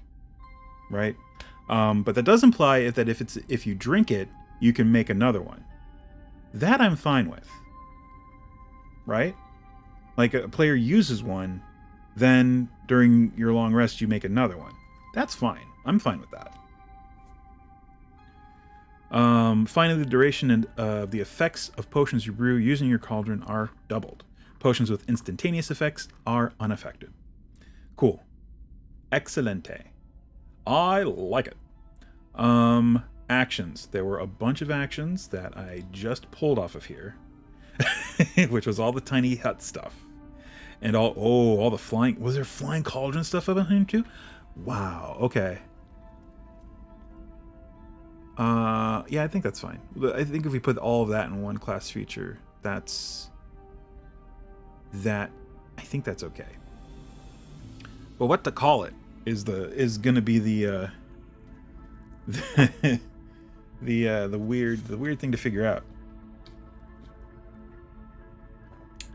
Water. Sweet water. All right, so let's save this. I'm gonna come back in later and edit the actions, because that is tedious. I'm gonna have to go into each one of these and either delete it, or I guess I can just delete them. All right. I'm gonna have to make notes because I don't want to have to do this again and figure out what actions I need to add for the other class feature that I'm splitting this into. All right, so we need the witch. Oh, I don't need to put that. Tiny hut. I know what this is for. It's for the witch. It's the only one we're working on. We need tiny hut. Dismiss tiny hut. Flying cauldron. Move cauldron. And dismiss cauldron. All right. Cool. So now we can delete the ones that we don't need. Oh yeah, uncommon potion. Yeah, that I have to change to long rest, because I have it set to short rest right now. All right, so delete. Yep. Hold on. Sorry, I gotta save this. Okay, maybe I can do it now. Did that fudge anything up over here? I don't think so. Yeah, okay, cool. All right, so does dismiss tiny hut, delete? Yep, I don't care. Flying cauldron, delete? Yes, don't care. Move flying cauldron, delete? Yes, don't care. And dismiss flying cauldron. Yes. Okay. Potent potables. Maybe I'll move the hut stuff. Or no, I'll move the cauldron stuff to another level. I think if I move that to, what is it? Level 14? I think that should be fine. And this I have to edit. Aha. Long rest. Beautiful. Oh my gosh. All of this is still on here. Whoa. I forgot that in the actions that it keeps all this. Okay, so I'm going to delete that during a long... Oh my god. Yeah, I'm going to have to go in and do this off stream, because this is... Yeah, this is all... Literally, we just did this. All right, there. That's more or less saved. I have to fix the description and the snippet in the actions. That's how tedious this is. All right, cool, great. Save changes just to make sure. All right, go back to the witch. Go to the class features. Okay. So that was potent potables at level 10. I think we're gonna do Lehman's Tiny Hut stuff as a second. Or should we make that a level 6 thing? Like you get 2 features at 2, you get 2 features at level 6, you get 2 features at level 10. Is that too much? That might be too much. But they're little things. It's mostly, yeah, I mean, the Lehman's Tiny Hut and the Flying Cauldron stuff, that's extra. Those are 2 extra things that I think are neat and could be really cool. Like when I had them as part of the Potent Potables thing, there were other little things that I wanted to add, but I thought it would be too much because I'm already putting it in with that. But by splitting it up like this, I think I could do it. Like with the Flying Cauldron, I would say, nah, maybe that's not a good idea. I was gonna say maybe you could use your cauldron to make a broom of flying instead of making your cauldron fly. Because I was thinking more of like Baba Yaga, where she rides her pestle, or is it a mortar? I think it's mortar. Pestle is pestle is her big staff thing. But yeah, how she rides around on her mortar. But yeah, flying around on your cauldron would be kind of cool. Kind of like Bowser Jr. and his clown car. That's basically what I envisioned. It's kind of neat. Kind of funny. But let's see. All right, so we want to add a feature. What's the name going to be? This is going to be the Tiny Hut. So what do we want to name it? Something hovel? Is that how you spell hovel? I think so. What do I say? What's a good alliteration? I'm trying to do an alliteration. So what's a good adjective? H adjective for blank hovel that would apply to witch. Haunted hovel?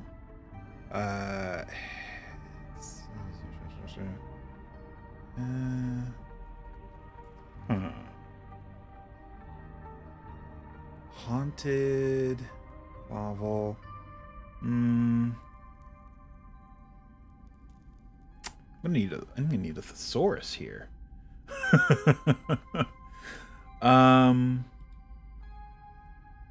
Handy hovel. It is handy. Let's do a placeholder. Handy hovel. You conjure forth a secure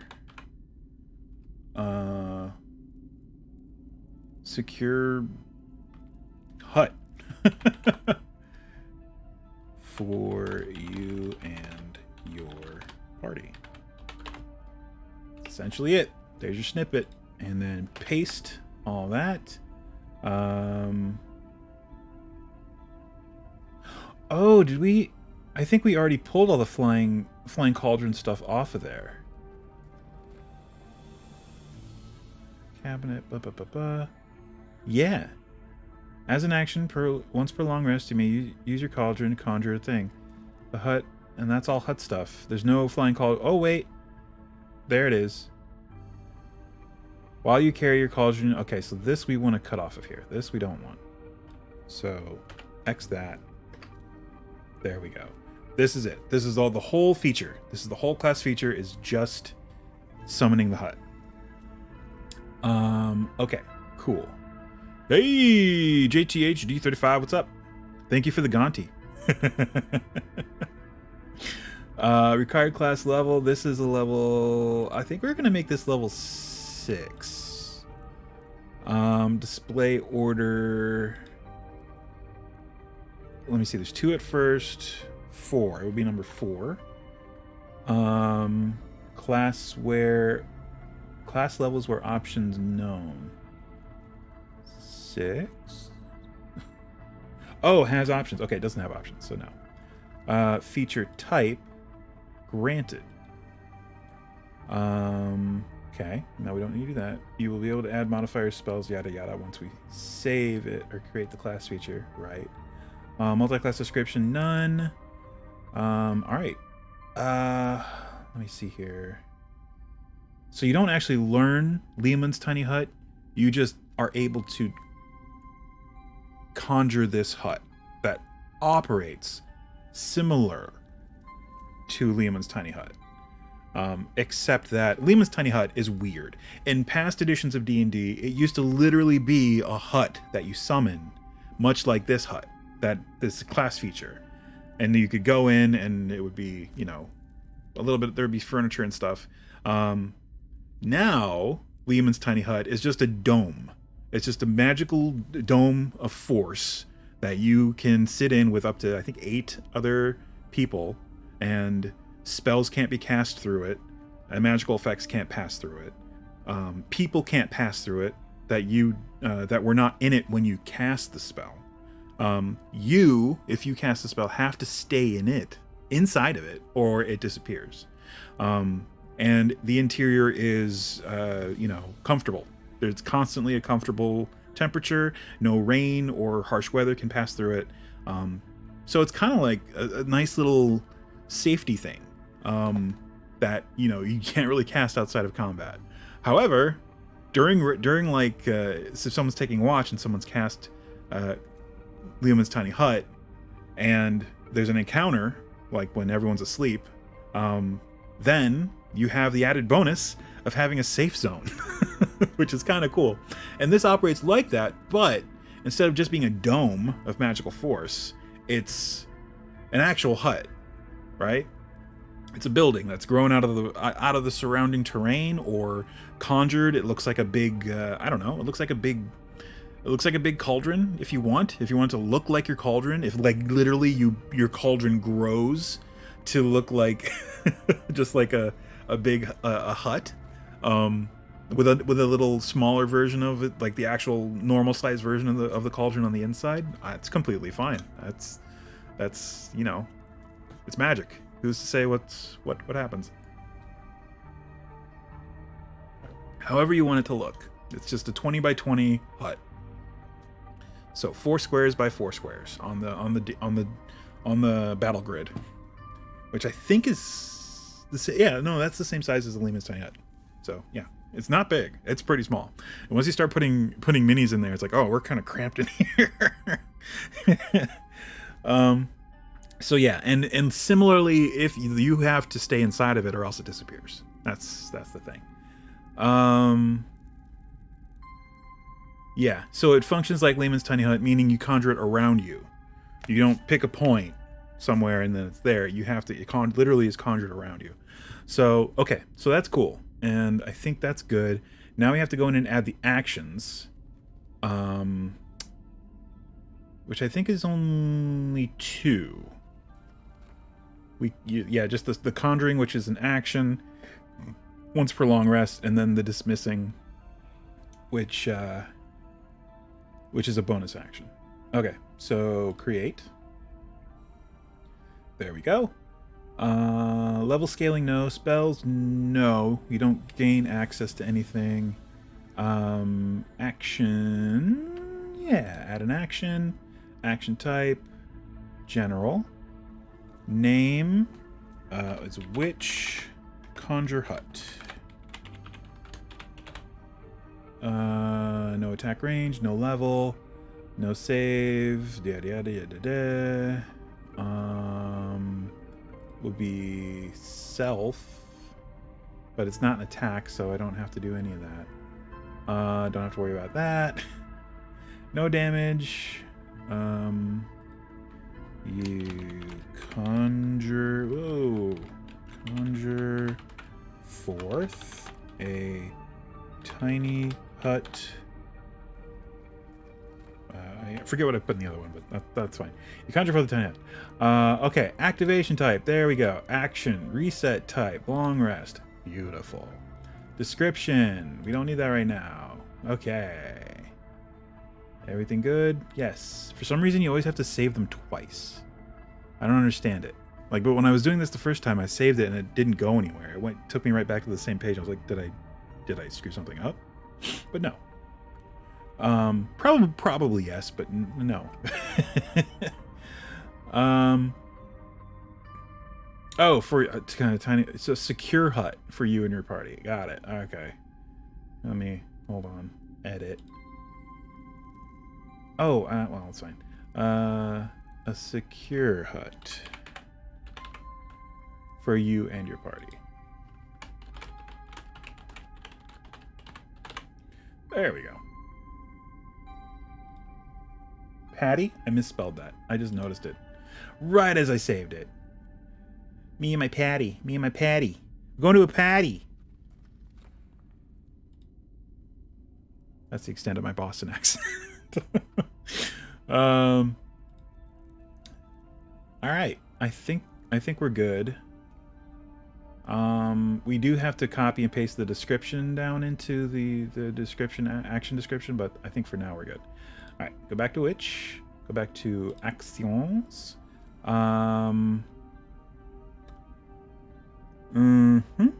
That's fine.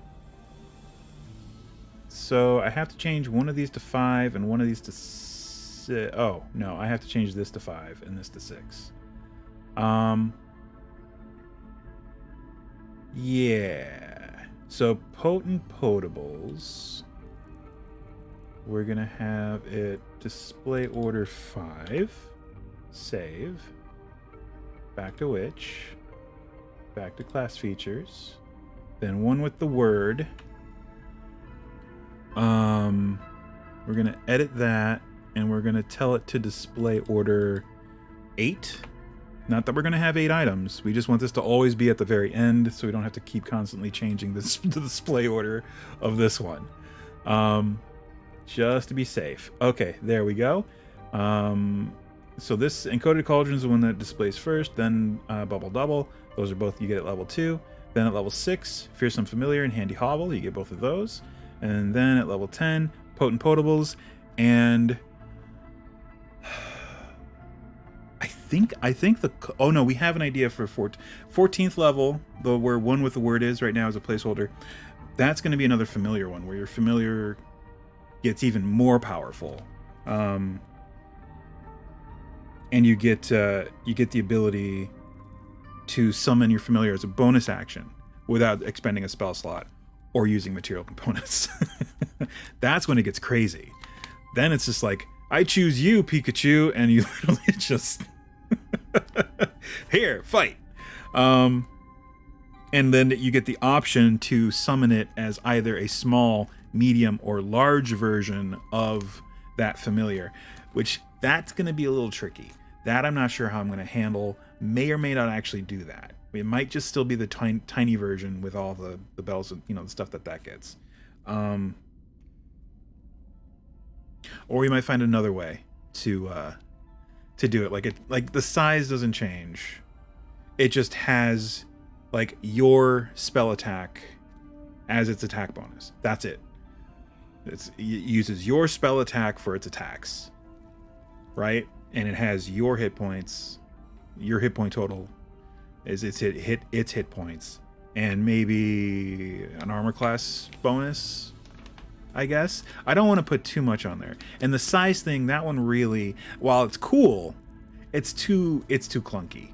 Like you have to put in like all this stuff. If it's small, then it has this bonus and this armor class. If it's medium, it's this and this. If it's large, it's this and this. It's too much. It's way too much.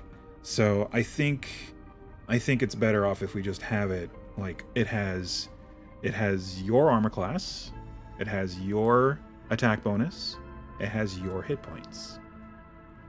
Done. Your spell attack bonus, we'll say. Maybe your armor class, because you're a witch, right? You're a non-combatant.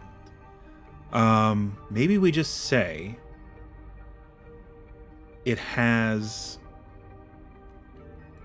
like a plus to its armor class, like a just a straight plus. What would be? Let's take a look at a familiar. We only have a few more minutes, but let's take a look at a familiar here. Pseudo dragon. Is it UE? Pseudo dragon. There we go. It's EU. It's so weird how to spell. Pseudo. It's such a weird word. Familiar variant. Here we go. Pseudo dragon. 13 natural armor class. Fine. It's a CR 1/4, but that's typical for those. Limited telepathy. That's pretty cool. Pretty cool. So you get the telepathy without needing that class feature. It actually extends it. As long as you're on the same plane of existence, you can telepathically communicate. This one requires you to be within 100 feet. Okay. It has magic resistance. Great. The damage, too. That would be something else that needs to scale, doesn't it?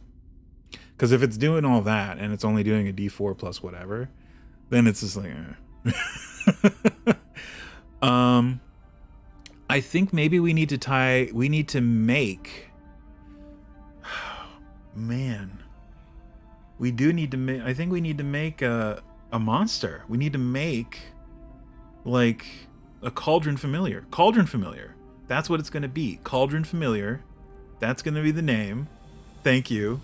Anyone who plays Magic the Gathering will appreciate the name. The infamous Cauldron Familiar. While that's not a very powerful creature, when applied properly, it can win some games. Yeah, I think we have to make Cauldron Familiar, and under abilities, maybe not. Or maybe it's just a base armor class. Because the armor class is going to be it's going to be the same for each. Hit points is going to vary depending on who summons it, right? Or we just pick a base AC or base hit points based on CR. Maybe we just make it based on CR. It's like a CR blank, and it has all these. It's not based on you. It's based on CR. Maybe that's the way to go. And then it's going to vary based on familiar, the attacks.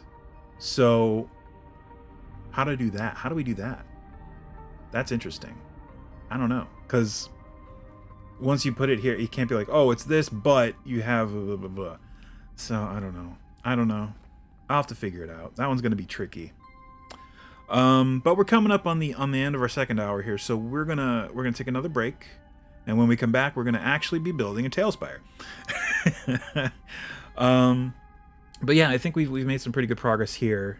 We're gonna put the flying cauldron thing as, I think, probably another level 10 thing, or maybe level 14.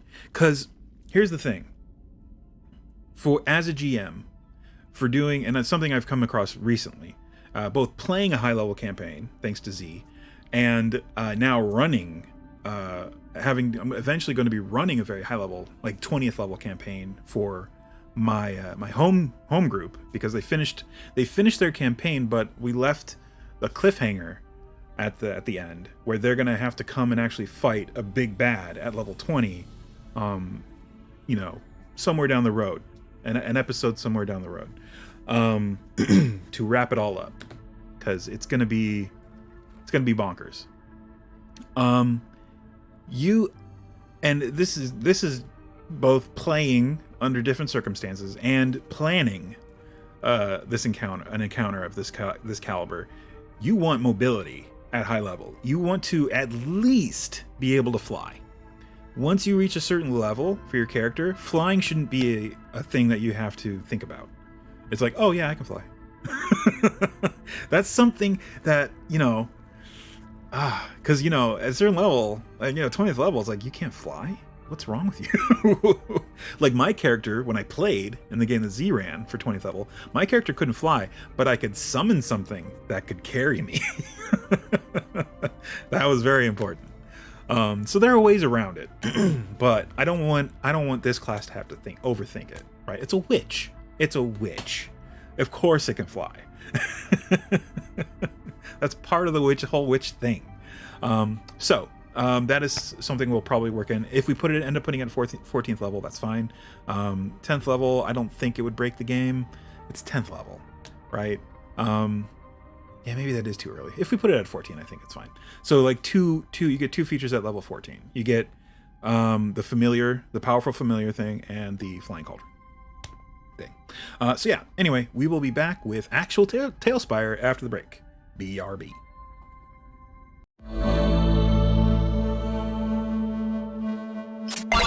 What's up? Let me see if I can, is it this one? Nope, it's not that one. Oh, TaleSpire. I have it labeled. Ha! Ha! There it is. There's TaleSpire. There's music. Let me turn it off windowed mode. Apply. Keep. Boom. We're back in TaleSpire, folks, and welcome back. We are going to finish up, well, not today. We're going to continue working on the Caves of Chaos. And I had someone reach out to me on YouTube asking if they could have the slab to use on my... It's not done. I'm just like, it's not done. We're going to continue building, and it'll be available once it's done, but it isn't. It is a little bit from done. It's almost done. Like the rooms themselves are almost done. However, we still have to do the exterior stuff, and everything like that. And I don't want to put it up. I don't want to put it up unfinished. I don't know. I might. I don't know. Because the exterior stuff's going to take a while. I'm going to be honest. It's going to take a while, especially if we're doing streams like this, which we're probably going to transition back to doing full streams of TaleSpire instead of part TaleSpire, part other bullcrap.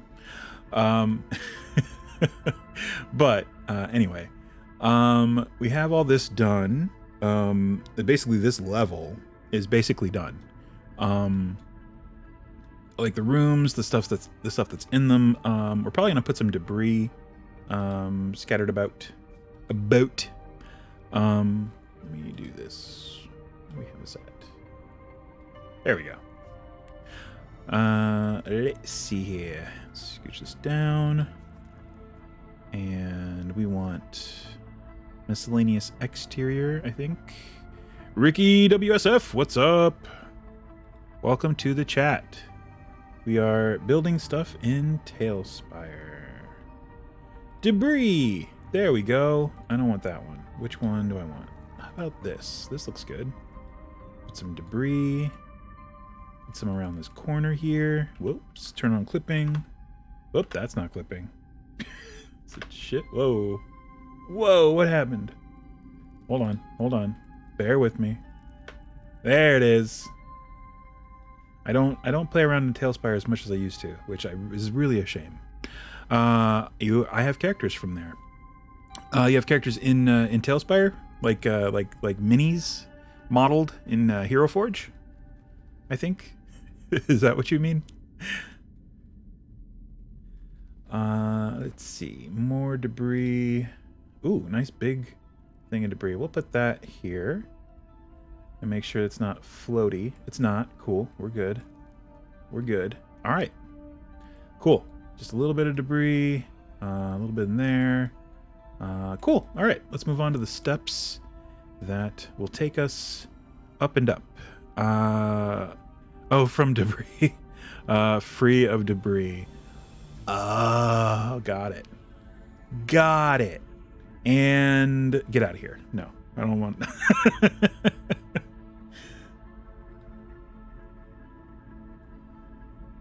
Okay, so we want our... we need our building guide here. And,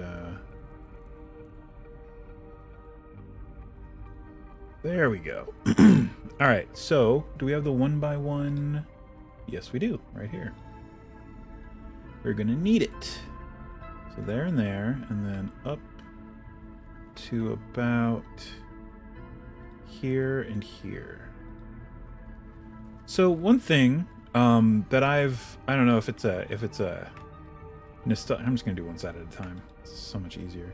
One thing that I've somewhat recently started doing a lot is scouring YouTube, just wandering around YouTube and finding old commercials from the 80s and just watching just blocks of old commercials from the 80s. Does that make me like an old man? Am I an old man now? Is that it? I think that's what's happening. It's not like, I mean, I find entertainment in it. And also, like the really old ones, like from the early 80s, those trigger some serious, like, subconscious memories. Yes, there was one I encountered, and I had that, what I was talking about, the subconscious memory thing, and it was just like, what the hell? There was a cereal way back when called Crispy Critters. Sounds gross, but it was literally like animal, like it was like animal cracker cereal, that kind of thing. It was like Kix. If you've ever had Kix, it's basically Kix, but in the shape of like animal cracker animals. So they're kind of like rounded and puffed. It's like puffed corn thing. And I remembered the cereal, seeing the commercial, and the commercial triggered some deep subconscious memories. It was nuts. And I think that's the one that got me on the track of, oh my God. Another one I found was Chippy Chews. I don't know if anyone remembers Chippy Chews. It was a cookie made by Sunbeam, the brand. Sunbeam made a cookie called Chippy Chews, and it was essentially like a chocolate chip cookie. It looked like a chocolate chip cookie from the outside, but without any chocolate chips. But once you opened it, the center was chocolate. Like it was the exterior was the cookie, but you open it, you like crack it open, there's chocolate in the center. It was I remember those from being a small child and being obsessed with them because I loved them, and they stopped making them at some point, and I just apparently didn't register with me. I mean, it probably did at the time. I was like, well, I want Chippy Chews. Like, well, they don't make anymore, and I probably had a crying fit, but I don't remember that. All I remember is they existed now. I was like, oh yeah, those were a cookie. But yeah, that was another one. And all of that got me down the road of Saturday morning cartoon intros. Not the shows themselves. I don't have time to watch entire shows, or really the attention span. Especially for like kids cartoons. It's just like, this again. It's the same plot, or it's if there's a plot, and it's usually just meh. It's like whatever. But there was a cartoon back in the early 80s called Kissyfur. Kissyfur. Kissyfur. And it is about oh man, I was a huge cartoon kid. I'm still a cartoon kid. But there was a cartoon, a Saturday morning cartoon called Kissyfur. It was about a circus bear and his son, Kissyfur, who escaped the circus after his wife dies. The wife of the bear, they don't show it, but they talk about it at the beginning of the cartoon, which is a super bummer. I watched that first episode. The first episode of Kissyfur is a bummer, because they're talking about how they miss he misses his dead mom, and they're forced to perform in a circus. It's like imagine the saddest parts of Dumbo. That's the first episode of Kissyfur. It's harsh.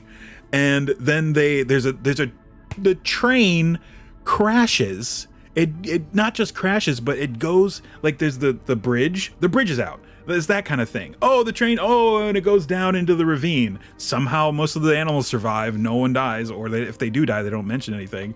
But Kissyfur and his dad escape, and they end up living in a swamp when they meet a bunch of like swamp animals that are all, you know, anthropomorphic and all that fun stuff. And from then on, it's happy.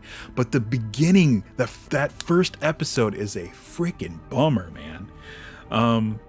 But it was weird seeing that again because that's like preschool. When I was in preschool, I was watching that, and I was like, oh my god, I remember this.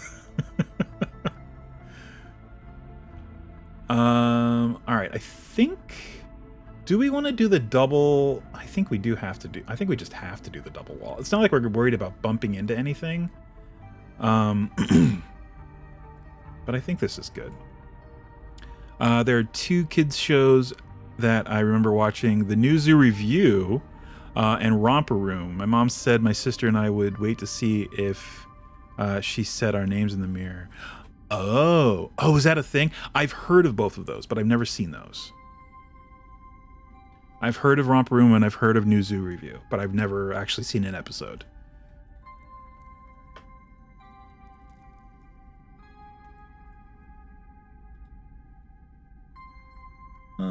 Is that? Maybe we. Yeah, I guess that's fine. We can just do this. Boop, boop, boop, boop, boop, boop, and flip it. Boop, boop, boop, boop, boop, boop. Cool beans. All right.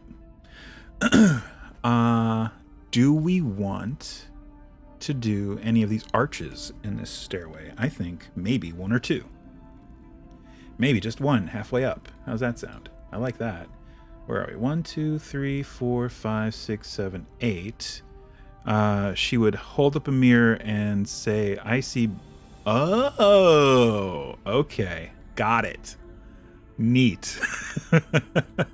And only first names too, because it would be super freaky if she did first and last names and it matched up like, what?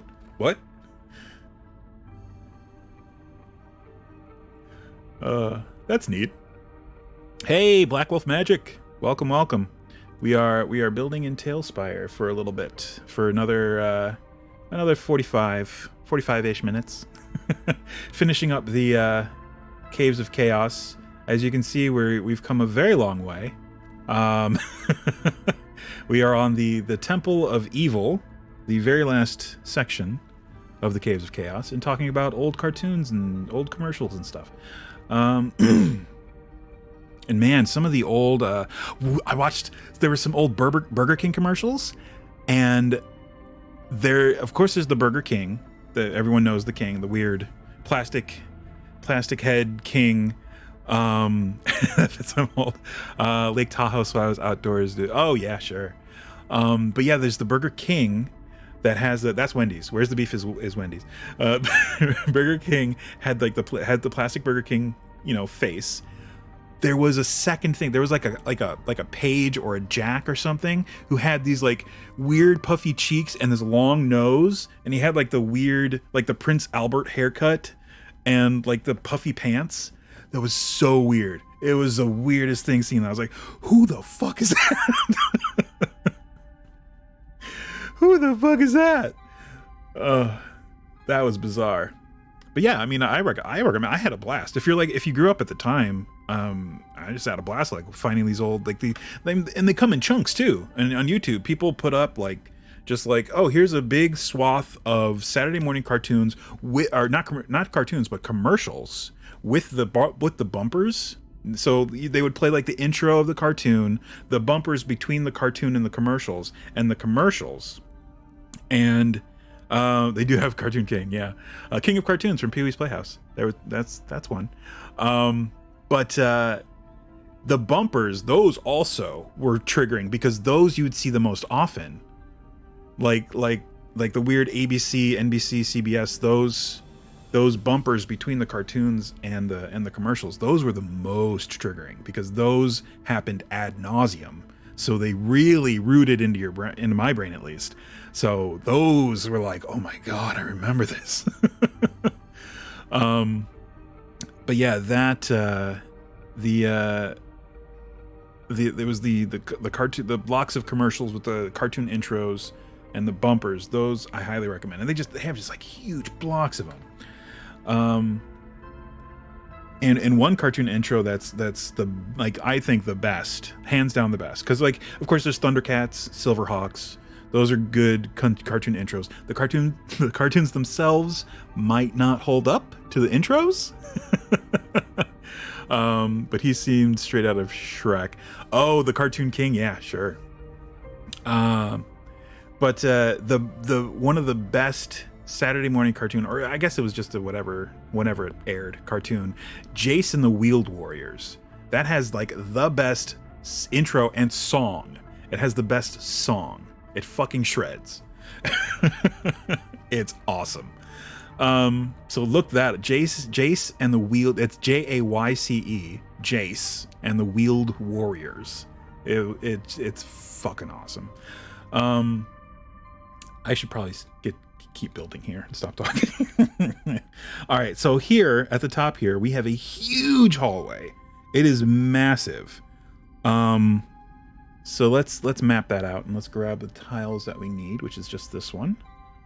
So we definitely need that, and it is this wide.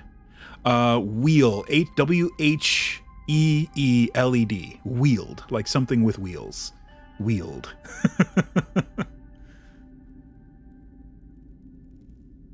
So it's 2, and so the hallway is this wide, and let's see, then we have 2 by 1, 2, 3, 4. Okay, so we have 8 tiles here, 2 by 4, perfect. And then we come to a 3 by 4 room. 3 by 4 meaning these tiles, not cells. So 4 by 3, perfect. Oh man, I didn't watch it at the time, so it was a complete surprise for me when I came across it. So yeah, I never caught Jace and the Wheeled Warriors as a kid. Yeah, D&D, Gem, Thundercats, yes, I remember those. Yeah, the D&D one's great. I love that one. They go on the ride and they get sucked in the world of D&D, and the dungeon master meets them. And I think the Game Grumps made this joke where it's just like, warrior, paladin, ranger, thief, catch him. Let me see. Then we have a 2 by 1, 2, 3. Wait, 1, 2, 3, 4, 5. So 2 by 5. Oof. That would be. Let me see. 1, 2, 3, 4, 5. Perfect. Did you see the car commercial where they did live action version of D&D cartoon? I did not. Wow. We were also stoked that it was going to be a real show, and then it turned out to be a commercial. Oh, that's a bummer. I didn't see that. That sounds cool. Or disappointing. Cool and disappointing. That's neat. What else was there? Oh yeah, the Thundercats and Silverhawks. I have distinct memories of watching Silverhawks waiting to go to preschool. Like, I would be in the living room with my mom watching Silverhawks, waiting for time to go to preschool. That is one of my early memories. Did not remember how bad it was though. Silverhawks does not hold up. Thundercats, really high production. Oh really? Wow. That's a disappointment. It's like, oh, look at all this production, and it's just a commercial. But yeah, Silverhawks doesn't hold up, I would say, as far as story, writing, animation of the actual show.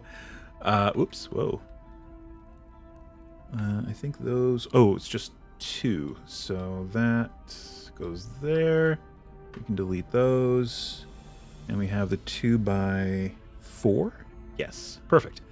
But yes, there's Thundercats. Thundercats held up a little bit better. They did have a better intro, and the animation was but the stories were at least kind of okay. Case by case. Some were better than others. But there was one that I had completely forgotten about. One very under the radar version. It's like, because there's the trend, there's Silverhawks, Thundercats, and then there's tiger sharks. I don't know if anyone remembers tiger sharks. It was very, very similar, but it was as part of a cartoon block. It was like a cartoon show. They had like 4 or 5 different cartoons, and it was random depending on what they would air. I think it was called Comic Mix or something like that. But they had like breakdancing frogs was one of them. I can't remember the name of it. They had Karate Cat was one of them that you had a chance of watching, and then there was the Tiger Sharks, and there might have been one more. Oh, it was it was High School Monsters. There was like a mummy, a Frankenstein, and a vampire, but they were all in high school. That was another one of the cartoons. But yeah, the Tiger Sharks. Look that one up. That one's good. When you're using small tiles, what is the size to you? Oh, 5 feet. So each one of these cells is 5 feet. This map, however, from the module, the original, this one, good old-fashioned Mr. Gary Gygax's module, they use 10 foot. Their cells are 10 feet. Yes, the small one, like, so that each dotted outline is 5 feet. So yeah, this is 5 feet, because if we put a mini, just a medium size mini, where's my, do I have my Hero Forge thing synced up? Or maybe here we go. We'll just put a oh wait, where am I? Where's all my dudes? User. Here, there. Okay. So let's put Elminster. There. 5 foot square. There we go. I'm just going by the classic battle map thing.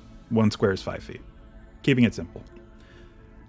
Keeping it in a very, very simple configuration. And let's kill Elminster. Oh, killed Elminster. All right, let's see here. Back to this. I don't really need that up. It's more of a, gonna be in the way more than anything. All right, so fill that out, and then okay. So right there, it starts to shift in this direction. So the hallway goes up this way, which is going to be fun to try and translate into a grid, which we've done before. We did that over here a little bit. So we'll see. For now, we're going to focus on this hallway and these 2 rooms that we've just done. So we've noticed that sometimes have to upscale a bit and take into account that the walls in TaleSpire are 2.5 feet thick. Yeah. I mean, for example, right here, this is 2.5 feet thick. Or you can just, make it 5 feet thick if you wanted to. Like there, now it's 5 feet thick. I think that's what I did for most of this. I just made the walls 5 feet thick. Which I'm probably going to have to do here too, now that I think about it, but we'll do that later. So yeah, let's see. Okay, so now we have to put down the little tiles base for the walls. Boop, boop, boop, boop, boop, boop.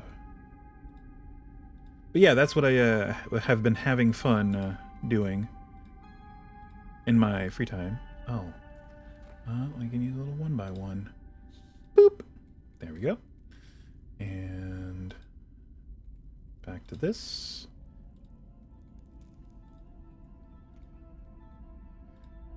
I've even gone so far as to start looking for individual, instead of watching like a block of stuff like that, I'll just find a bunch of it on YouTube, just like intros for cartoons, and commercials. And if I can, bumpers by themselves. But those are hard to find by themselves. Usually they're part of a block of stuff. And then just throwing them in a playlist. And just hitting play and shuffle. It's like, oh, here's some Saturday morning fun. Ooh, that lined up very well. We almost collided with this room. I'm glad we didn't. I was kind of worried about that, but it worked out. Okay, and then we need one there, and one there. Perfect. All right, so now let's throw down some walls. Where does this start? Assuming... Huh. Weird. Yeah, I guess it would start here, right? Yeah. So we kind of have to clip it into here, which is fine. And in fact, let me do this. Let me double that up, then select these two, and then copy, and we're just gonna paste it. Hopefully it'll work out okay. I won't be able to clip it like this, so that's the only thing I can see this maybe not working out with. But overall, I think we're all right.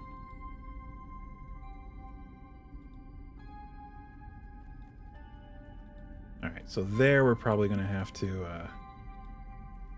work something else out for where it joins back up with the hallway. Or actually, it's just like this, isn't it? So I can just put it right there. Yep, cool. Solved. Alright, so, and likewise here, we're gonna have one here, but, oh, maybe I can clip it in. Oh, I can. Sweet. That must be a new feature, because I used to not be able to do that with groups. Alright. Yeah, with grouped items, the clipping usually, didn't work. Now it does. Thanks, TaleSpire. That's frickin' rad.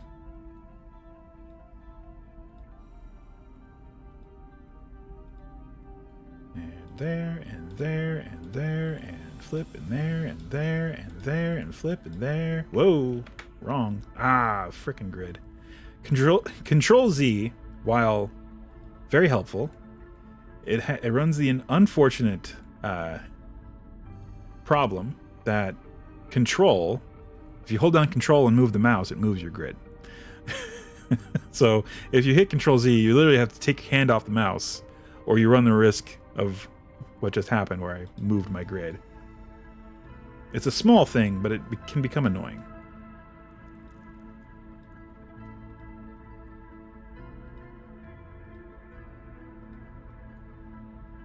Boop, and boop, and...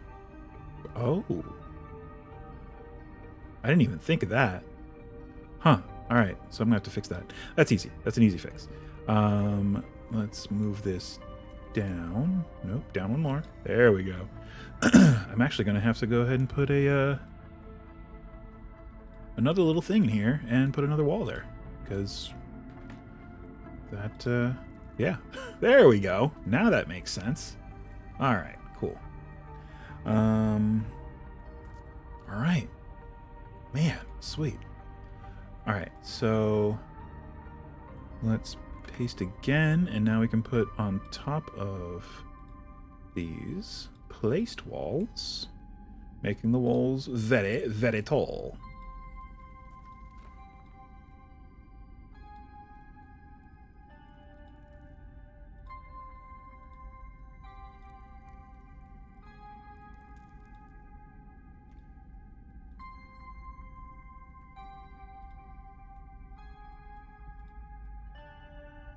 Do, do, do, do, do, do, do, do, do. And we're going to be putting those archways in this hallway as well. We also have to put some in the stairs, but I haven't decided quite how I'm going to do that yet.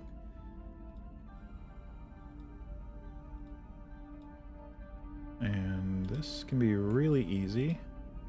Just put two there, and you're done. And then boop. Whoops. That's fine. Oh yeah, we need to... There we go. There, there, there, there. A hook. Oh. I guess this is... Wait. Oh, that's neat. The bottom section of wall lines up with the top section of wall of the lower level. Wow. That's neat.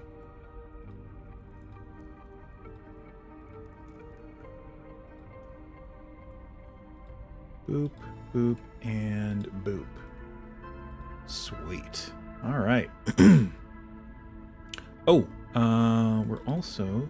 Oh, are we going to do the big door? We've been doing huge doors in here. Since it has the vaulted ceilings, we've been using these big, like, temple doors, which I think we're just going to keep using those. Instead of putting, like, more wall above a normal-sized door, we're just going to keep using the big-ass doors. Well, I mean, when else do I get to use them this much? Go ahead and lock that position. And we can just copy this. Oh man, hold on. Is it? There we go. Center click. Mouse 3. Mouse 3. Shift mouse 3, actually. And then there. And let's make sure that they work the right way. Open. Yeah. Nice. All right. 2 doors there, and there's a door at the end of this hallway, which... Is that gonna work? That's huge. Oh no, there's no door. There's no door there. Never mind. Cool. Don't have to worry about it. Alright, so...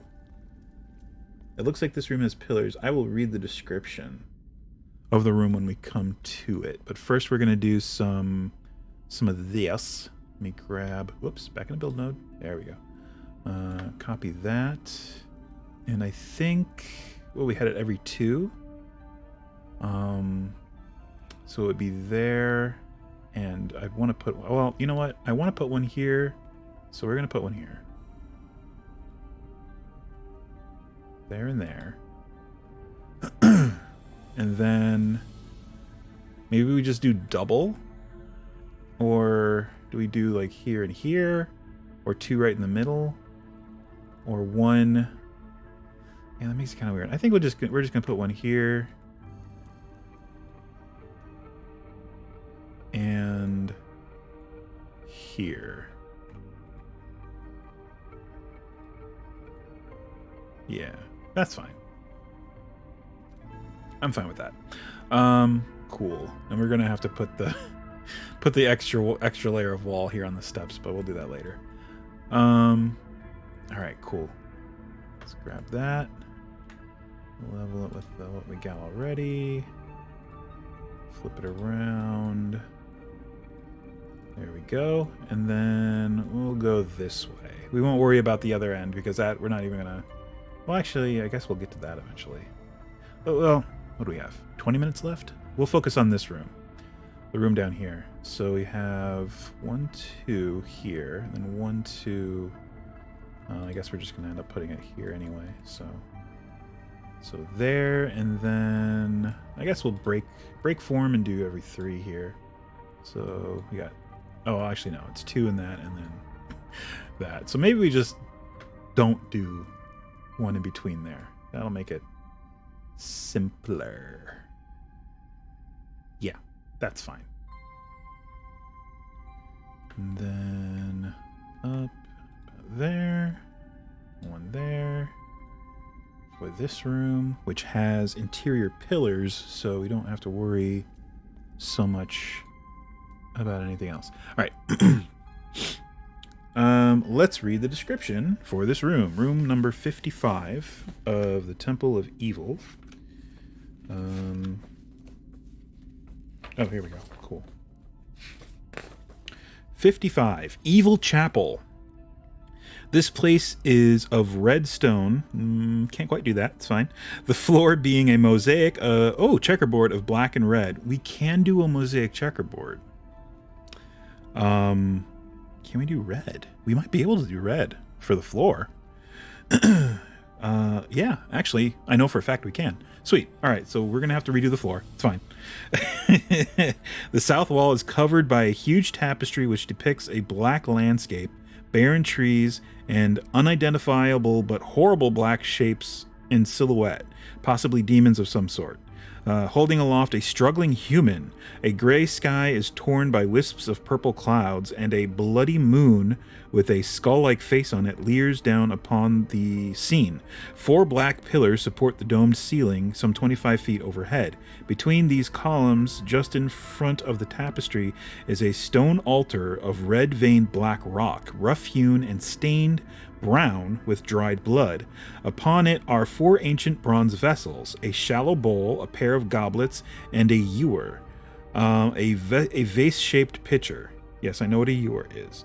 They also they are also bloodstained, but obviously worth a great deal of money. Okay, we won't get into that. Oh, the value is 1,000 gold pieces for each cup and 2,000 gold for each of the other items, but these are relics of chaos, and any character possessing them will not part with them or sell them, nor allow others to handle them.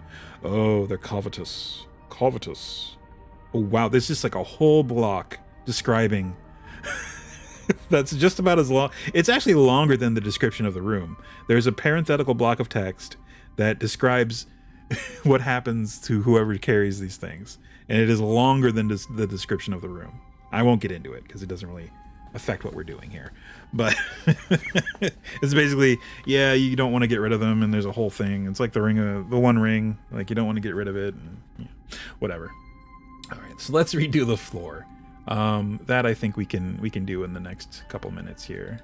It said red and black tiles, which we only really have to worry about the central, those central things. The ones for the walls, we're not even gonna bother. That would just be a pain in the butt. So we take the 1 by 1 and just, every other tile.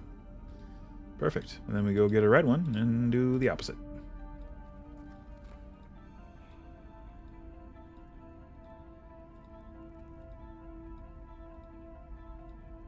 Boop, boop, boop, and boop. All right, let's find a red tile. Red floor tile. Nope, nope. There we go.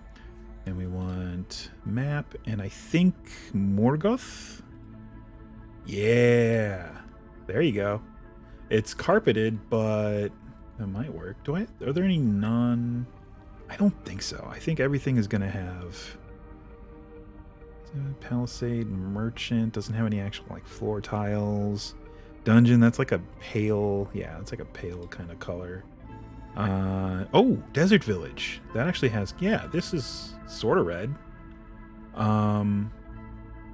Definitely more of a stone red than like a carpet red. Let's go with this one. I like this one better. It looks more like stone, whereas the other one looks like carpet tiles.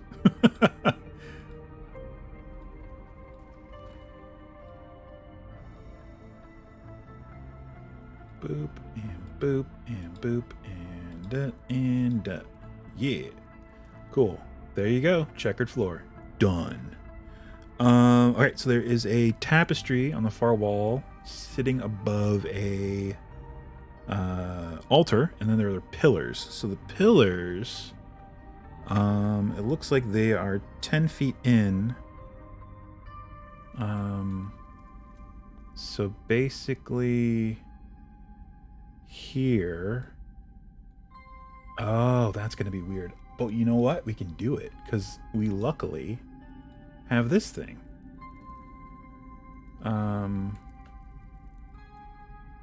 Which is an excellent, in my opinion, an excellent, whoa, okay, wow, perspective there was a little weirded out. We can put that on the corner, which is very helpful. Instead of putting it center in a tile, it happens at the nexus of tiles. So this 1/4 size tile thing.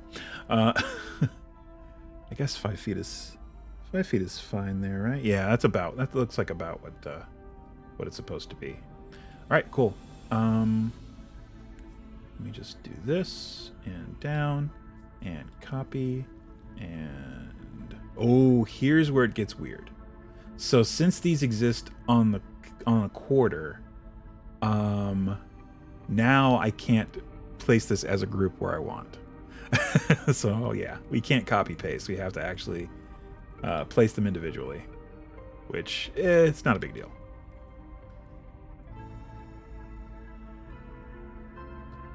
Okay.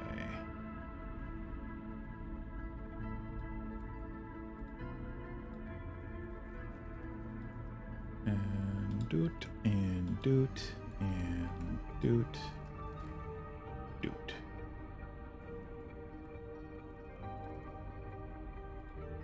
And that kind of meets up. Whoa. Okay, no, we're good. We're good. There we go. And there, and there, and there, and there, and there. Good. Okie dokie. Cool. So for the tapestry, there are tapestries in this tile set. There's a tapestry. It isn't big though. So we're gonna have to either double them up. So miscellaneous interior household. I think it's under household. Or not. Huh.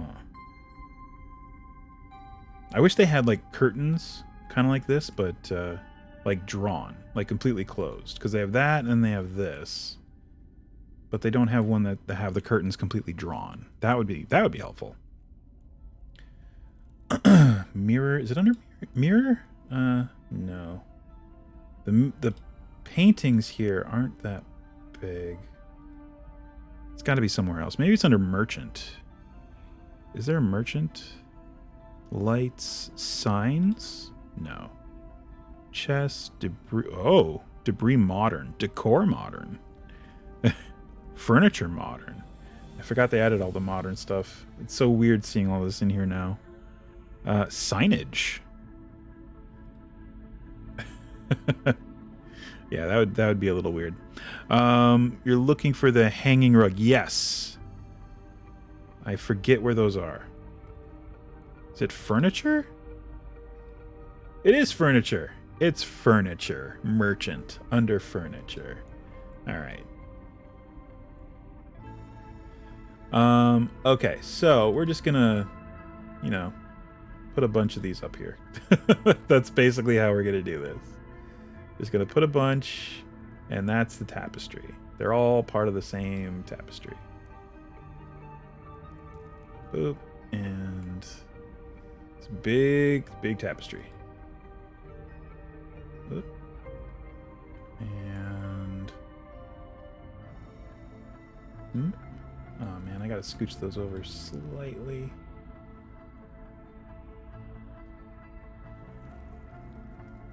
There we go.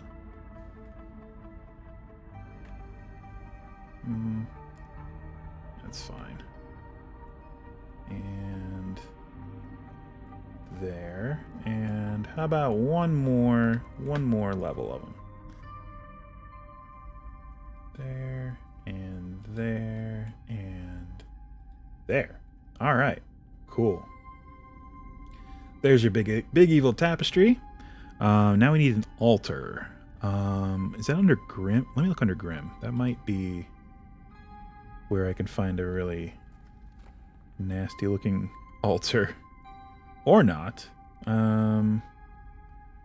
Bones, chains, decor. It would be nice if Tailweaver included a way to make custom wall art. That would be cool. That would be great.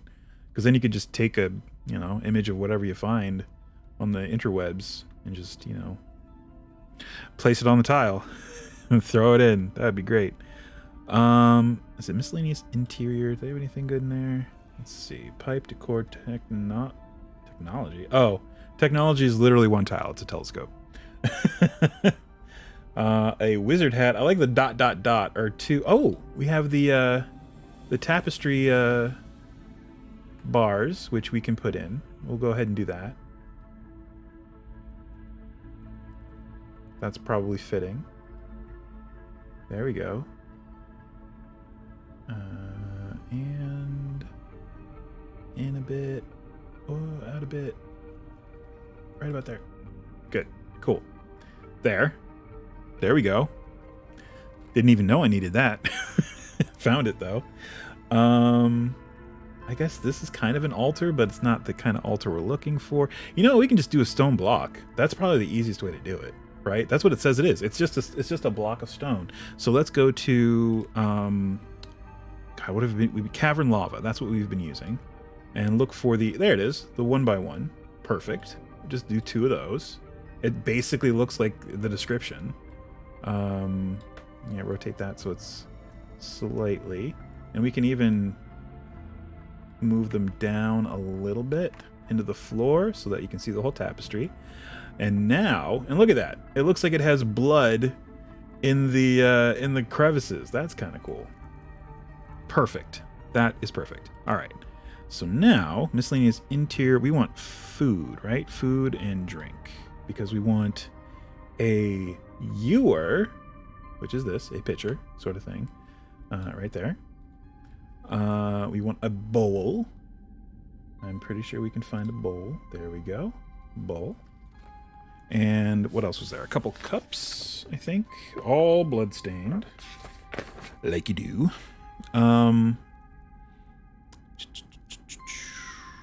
Triggerboard, barren trees. Two column just in front of the tapestries. Stone altar, red vein, black block, confusion. 4 ancient bronze vessels. Okay. Which include a shallow bowl, a pair of goblets, and a ewer. So a pair of goblets, we have that. Perfect. We have everything we need. Pair of goblets. Put those right there and there. It doesn't say anything about candles or any kind of lighting. But I know for a fact, given on the previous descriptions in this module, there are humans in here. So we're going to put some kind of lighting in here. If it were just zombies and stuff, I'd be like, no, you don't need lights. There's no reason for it. They all have dark vision. What's the point? Oh, okay. So we might have to cobble this together. We're going to put a torch sconce. I think maybe we just do 2. Or do we want to do candelabras? What would be more? I think we do candelabras. Let's do, and plus that requires less work because it has what we need in them. We just do 1 here and 1 over here. Done. I think that's all we need to do. Any more than that, and it makes it too bright and cheery. We want to keep it creepy. You know what? Alternatively, we could take the tapestries and just flip them around the other way, and then it just looks like a big blank tapestry. But you know what? No. It's something to think about for later. But here's a tapestry. Imagine what you want. But with this, at least there's a graphic on it, so it gets somewhat of a point across. It's like, oh, there's something on there. Yeah. All right. So yeah, that's basically that room. I imagine they keep it somewhat quote unquote tidy. So there's no need for like debris or anything like that. But we can put more of these brazier candelabras scattered about. Are those the stairs? Oh, they are the stairs. Interesting. I might need to fix the wall here, or increase the size of the wall here. That leads up to the Temple of Evil, quote unquote. Okay. But that's for later. All right. Looking good. We got a lot going on here. Let's see. So there's the evil chapel. This hallway doesn't have any description. That's fine. And I think we can start in on this next room that we made, room number 56, which is the following.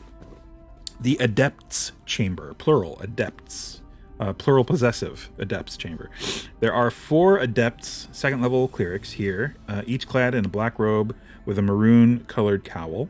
They have plate mail beneath their garments, and each bears a mace. Their waists are circled with copper chains, with skull-shaped clasps fashioned of bone.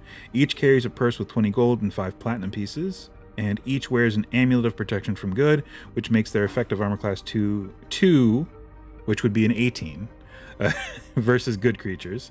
The first and second have cause light wound spells, and the third a dark. See, now this is too much. You just make them all the same. They all prepared the same spells because I guess that's their that's their training. Is they prepare the same spells as part of their, both level within the church and their training, I guess. Whatever. That would be my way of explaining it away. My laziness. It's like, oh, they all have the same spells. They all have the same spell slot. They all have the same spells prepared. It's fine. They will use their spells first, if possible, before engaging in combat with weapons. In the room are 4 beds, 4 small stands, a table, 4 chairs, 4 chests for clothing, and various books and scrolls of evil nature. Nothing of value. However, on the table are copper dishes and vessels. Total weight. It says, misprint, Mr. Gygax. Total weight, 300 gold pieces. 300 gold pieces is not a weight. Of exceptional craftsmanship, which are worth 175 gold pieces. Wait. That whole thing doesn't makes that whole thing make no sense. Total weight 300 gold pieces, worth 175 gold pieces. If the party opts to destroy the evil writings, they should receive an additional 600 experience points for the act, unless they are themselves evil, in which case they should receive points for keeping and reading. Okay, see, that's where alignment went wrong. This is part of why alignment went wrong. It's like, yes, you should get points for playing with your alignment, but this is why I just do milestone. I do milestone experience. And if you do something that sticks with your character or something smart, you get inspiration. It's that simple. It's that simple. Keep doing good stuff, you keep getting inspiration. If hard pressed, these evil clerics will attempt to flee and warn their master by striking the Great Bell. Ooh, in Area 58. Cool. So it's just it's a room. It's a dorm, essentially, for four clerics of evil alignment. So cool. Yeah, we'll get to that next time. Which, now that we're past the holidays and my computer's working, aside from a couple little internet snafus earlier, which it seems that we're past. So I'm happy about that. It's a whole thing. I've been trying to get my Ethernet to work on my computer, and I thought I had it, and then it didn't work, and then I tried to fix it again, and I thought I had it again, and now it still seems to be acting weird. So I'm on Wi-Fi, which is not recommended for streaming, and there's a reason. So we'll see. I mean, as we saw, it fudged up a little bit, but that's no more than what we were experiencing occasionally on Ethernet, especially with Skyrim. For those of you who have been around for a while, remember when we used to stream Skyrim on Saturdays and all the technical difficulties we had with that? Yeah, this comparably was a breeze. This was nothing compared to that. So I want to thank everyone. I mean, we had a bunch of new viewers. We had Ricky and we had Cody today stopping by. Thanks, guys, so much. Black Wolf Magic, thanks for stopping by again. Good to hear from you. JTHD, Amorphous Trousers, Sam, Haj Galashi, thanks so much, you guys. It means a lot. Thanks for the follow, Cody. It means a lot. Hopefully we can line up and we'll get a game going at some time. But yeah, thanks again. We will be back next week. Maybe with more Roll20. We started out doing some maps in Roll20, then we can transition to building a subclass in D&D Beyond, and now we're doing we moved on to the Roll20. So maybe next week we'll stick with one of those, which honestly TaleSpire is probably the the one to stick with because it's the most interesting.